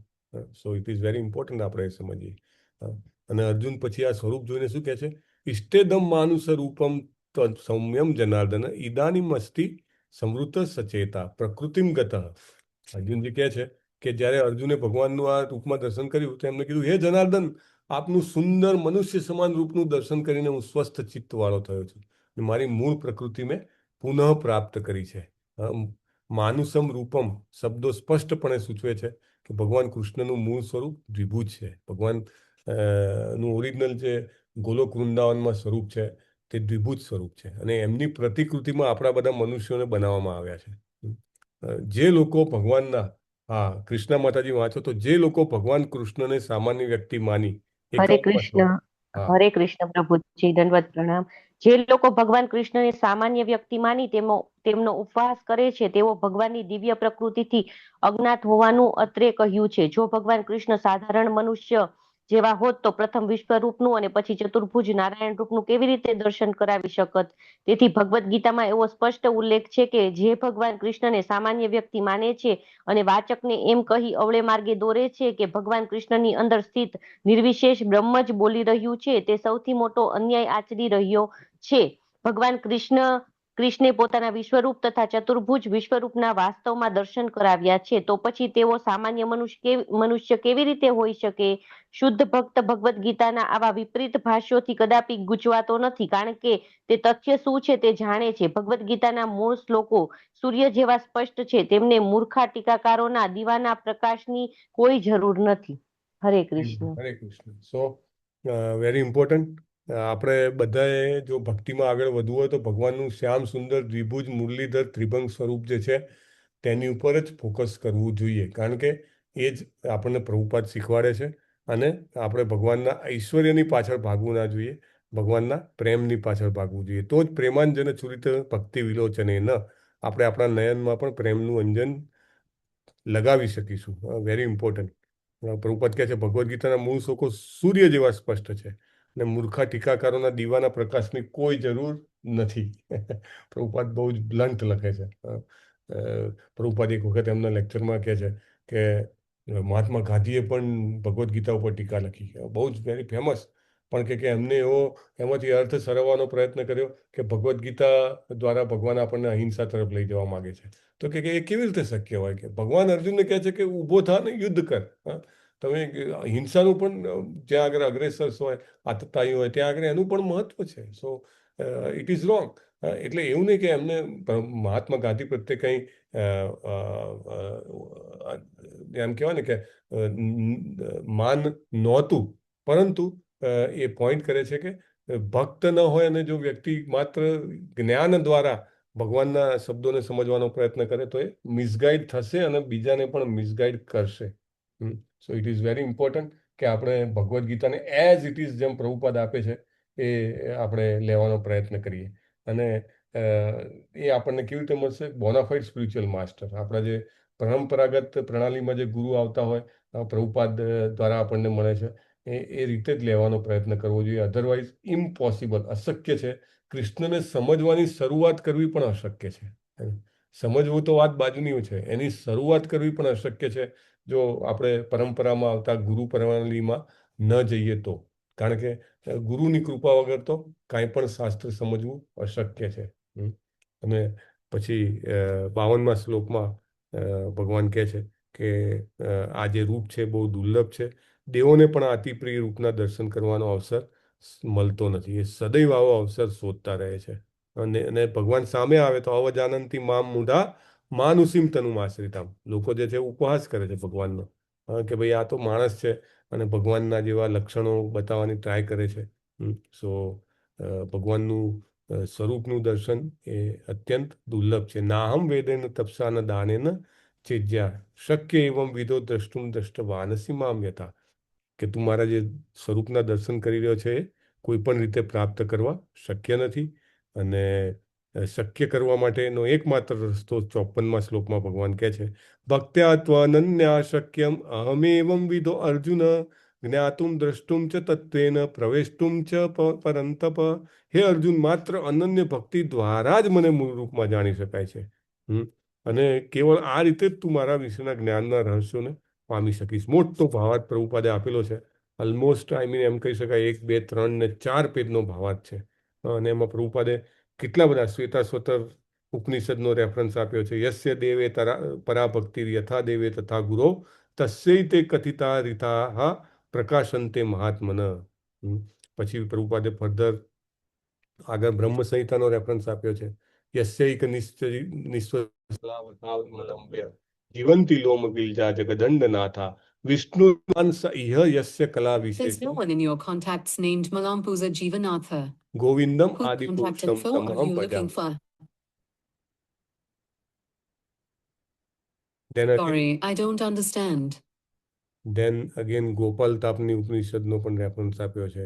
સો આટલા બધા રેફરન્સ આપીને પ્રભુપાદ શું પ્રૂવ કરવા માંગે છે? પ્રભુપાદ એ પ્રૂવ કરવા માંગે છે કે બધા જ શાસ્ત્રોનો સાર એ છે કે ભગવાનને જાણવા માટે ભક્ત્યાત્વ અનન્યાશક્ય. ભગવાનને ભક્તિ દ્વારા જ જાણી શકાશે. there is no other way, there is no other way, there is no other way. માત્ર ને માત્ર ભક્તિ યોગ જ છે જે આપણને ભગવાન પાસે લઈ જશે. અધરવાઇઝ કોઈ જ ચાન્સ નથી કે બીજું કાંઈ પણ કરીને આપણે ભગવાનને પામી શકીશું. પ્રભુપાદ લાસ્ટ પેરેગ્રાફમાં કહે છે કે ભગવાનના વિશ્વરૂપ પ્રતિ લેશ માત્ર આકર્ષણ તેમના શુદ્ધ ભક્તોને હોતું નથી. અને એટલા માટે અર્જુનને પણ રુચિકર ન હતું. કૃષ્ણના નિત્ય સખા અર્જુન દિવ્ય દ્રષ્ટિ ધરાવતા જ હોવા જોઈએ, કોઈ સાધારણ મનુષ્ય નહોતા. તેથી અર્જુન વિશ્વરૂપ દ્વારા મહામુગ્ધ થયા ન હતા. બીજા લોકો તો શું કે પેલા બે હાથ વાળું રૂપ જોવે ને, હવે ભગવાન 4 હાથ વાળું બતાવો, વાવ 4 હાથ વાળું, હવે 1000 હાથ વાળું બતાવો, બિગર ધ બેટર. એમને નાનામાંથી મોટામાં જવું હોય. ત્યારે અર્જુનજી જે શુદ્ધ ભક્ત છે, પ્રભુપાદ શું કહે છે, એમને સદૈવ દિવ્ય દ્રષ્ટિ હતી, પણ એમને 1000 હાથ અનંત હાથમાંથી ચતુર્ભુજમાંથી દ્વિભુજ સ્વરૂપ આવું છે. એને ઓરિજિનલ ભગવાનનું ઓરિજિનલ સ્વરૂપ. સો ભક્તિપરાયણ ભક્તોને મન તો કૃષ્ણનું દ્વિભુજ રૂપ જ અત્યંત પ્રિય હોય છે. This is very important. Even બીજા સંપ્રદાયમાં લાઈક શ્રી સંપ્રદાયમાં નારાયણની પૂજા છે. Narayan is again 400. So it is very important કે આપણે સમજીએ ધેર ઇઝ અ યુનિકનેસ બ્રહ્મ મધ્વ ગૌડી સંપ્રદાય. અને પર્ટિક્યુલરલી શ્રીલા પ્રભુપાદ આપણને આ ડાયરેક્શનમાં લઈ જવા માંગે છે. ભગવાન ફર્ધર એમને ગાઈડન્સ આપે છે. કેવી રીતે મને પામી શકીશ? મત્કર્મ કૃન્મત પરમો મદભક્ત સંગ વર્જિત નિર્વૈર સર્વભૂતેષુ યસ મામેતિ પાંડવ. તો ભગવાનને કેવી રીતે જાણી પહોંચી શકાય ભગવાન સુધી? તેની કન્ડિશન છે મત કર્મ, મારા માટે કામ કર. મત પરમો, મને સૌથી શ્રેષ્ઠ અથવા મહાન જાણી લેતું. મત ભક્ત, મારો ભક્ત બન. ત્રીજી કન્ડિશન. ચોથી કન્ડિશન સંગ વર્જિત, એટલે કે જેમને ભક્ત ના હોય એવા લોકોના સંગથી બચવાનું છે. ચોથું. પાંચમું નિર્વૈર સર્વભૂતેષુ, કોઈના પ્રત્યે આપણે જેને એમ કહેવાય ને કે વેર અથવા તો દ્વેષ રાખવાનો નથી. આ 5 વસ્તુ કરીશ તો ભગવાન કહે છે તું ચોક્કસ મારી પાસે પાછો આવીશ. પ્રભુપાદ ફર્ધર ભક્તિ રસામૃત સિંધુનો પણ રેફરન્સ આપે છે કે અસંગ એટલે શું? અહીંયા આગળ ભગવાન કહે છે ને કે સંગ વર્જિત. તો સંગ વર્જિત એટલે શું? અનાસક્તસ્ય વિષયાન યથાર્હમ ઉપંજિત નિર્બંધ કૃષ્ણ સંબંધે યુક્તમ વૈરાગ્ય મુચ્યત. કૃષ્ણ સાથે સંબંધિત ન હોય તેવું કોઈ કાર્ય મનુષ્ય કરવું ન જોઈએ. આને કૃષ્ણ કર્મ કહેવામાં આવે છે. So it is very important કે આપણે સંગ જે છે એનો મહત્વ સમજીએ. ઘણીવાર એવું કહે છે આપણા પોતાના વિલ પાવર કરતા, આપણા પોતાના પૂર્વ કર્મોના ઇફેક્ટ કરતા, આપણા પોતાની ઈચ્છા કરતા પણ વધારે પ્રભાવશાળી આપણું વાતાવરણ છે. કોની સાથે આપણે ઉઠીએ બેસીએ છીએ, કોની સાથે આપણે વાતો કરીએ છીએ, શું વાંચીએ છીએ આપણે, શું જોઈએ છે આપણે, શું સાંભળીએ છીએ આપણે. It is very important. It is more effective than our own will power, અથવા તો આપણા કર્મોનું પોટલું આપણે જે ચેતના લઈને હોઈએ એના કરતાં પણ વધારે પ્રભાવશાળી છે. સો સૌથી મહત્વનું છે કે આપણે ભક્તોના સંગમાં રહીએ. એને ભક્તોના સંગમાં પ્રભુપાદ જેવા ભક્તોનો સંગ એમના બુક દ્વારા કરીએ, એમના લેક્ચર્સ દ્વારા, એમના શિષ્યો દ્વારા. ઇવન આ શ્લોક પણ તમે જુઓ તો આ શ્લોકનો પ્રભુપાદે 1, 2, 3 ને 4 પેજનો ભાવાર્થ આપેલો છે. So it is very important કે આપણે વર્ડ બાય વર્ડ વાંચીએ. પ્રભુપાદ ત્યાં સુધી લખે છે, ઇવન સેકન્ડ જે એમનો પેજ છે એમાં લખે છે કે તુલસી પત્રનું ઘણું મહત્વ છે. તુલસીના છોડ ઉછેરી શકાય છે અને ભગવાનને માત્ર તુલસી પત્ર અર્પણ કરવાથી આપણને કૃષ્ણનો પ્રેમ પ્રાપ્ત કરી શકાય છે. એવું કહે છે કે ઘણા બધા લોકોના ઘરમાં તુલસીના દ્વારા કૃષ્ણ ભક્તિ પ્રવેશે છે. સો ડેલી કૃષ્ણના તુલસીના છોડનું પાણી પર કરતા હોય, એની વાડ કરતા હોય, એનું ધ્યાન રાખતા હોય, જસ્ટ બાય ધેટ કૃષ્ણ ભક્તિ કમ્સ. સો વેરી ઇમ્પોર્ટન્ટ. આપણે તુલસી શુદ્ધ ભક્ત છે, એટલા માટે આપણે સવારના જપ કરતા હોઈએ તો તુલસીજીનો છોડ સાથે મૂકીને સામે મૂકીને કરીએ છીએ, કારણ કે શુદ્ધ ભક્તના સાનિધ્યમાં જપ કરવાનો પ્રયત્ન કરીએ છીએ. તો એના કારણે આપણે જપ વધારે એકાગ્રતાથી અને પ્રેમાંજન છોડી ભક્તિ વિલોચન પ્રેમથી કરી શકીએ. રાઈટ. સો સંગ બહુ મહત્વનો છે. તુલસીનો સંગ, પ્રભુપાદના પુસ્તકોનો સંગ, ભક્તોનો સંગ, અને આ રીતે કરવાથી આપણે ભગવાનને પામી શકીશું. With that we land it today. Sorry, we have extended by 20+ minutes, but we wanted to finish chapter 12 so that હવે chapter 11, so that next time we can start chapter 12. જેમાં 20 શ્લોક છે અને mostly within 2 to 3 weeks, 2 weeks max, I think we will be finishing that, so that આ બીજું unit છે આપણું પૂરું થશે અને then ત્રીજો જે યુનિટ છે જ્ઞાન યોગ તરફ આગળ વધી શકાશે. Thank you very much. વાંછા કલ્પતરુભ્યશ્ચ કૃપા સિંધુભ્યૈવ ચ પતિતાનાં પાવનેભ્યો વૈષ્ણવેભ્યો કી જય. શ્રીલા પ્રભુપાદ કી જય. હરે કૃષ્ણ કૃષ્ણ કૃષ્ણ હરે હરે, હરે રામ કૃષ્ણ હરે હરે, હરે રામ રામ હરે રામ રામ, હરે હરે, રામ રામ હરે હરે. હરે કૃષ્ણ હરે કૃષ્ણ. સ્ટોપ.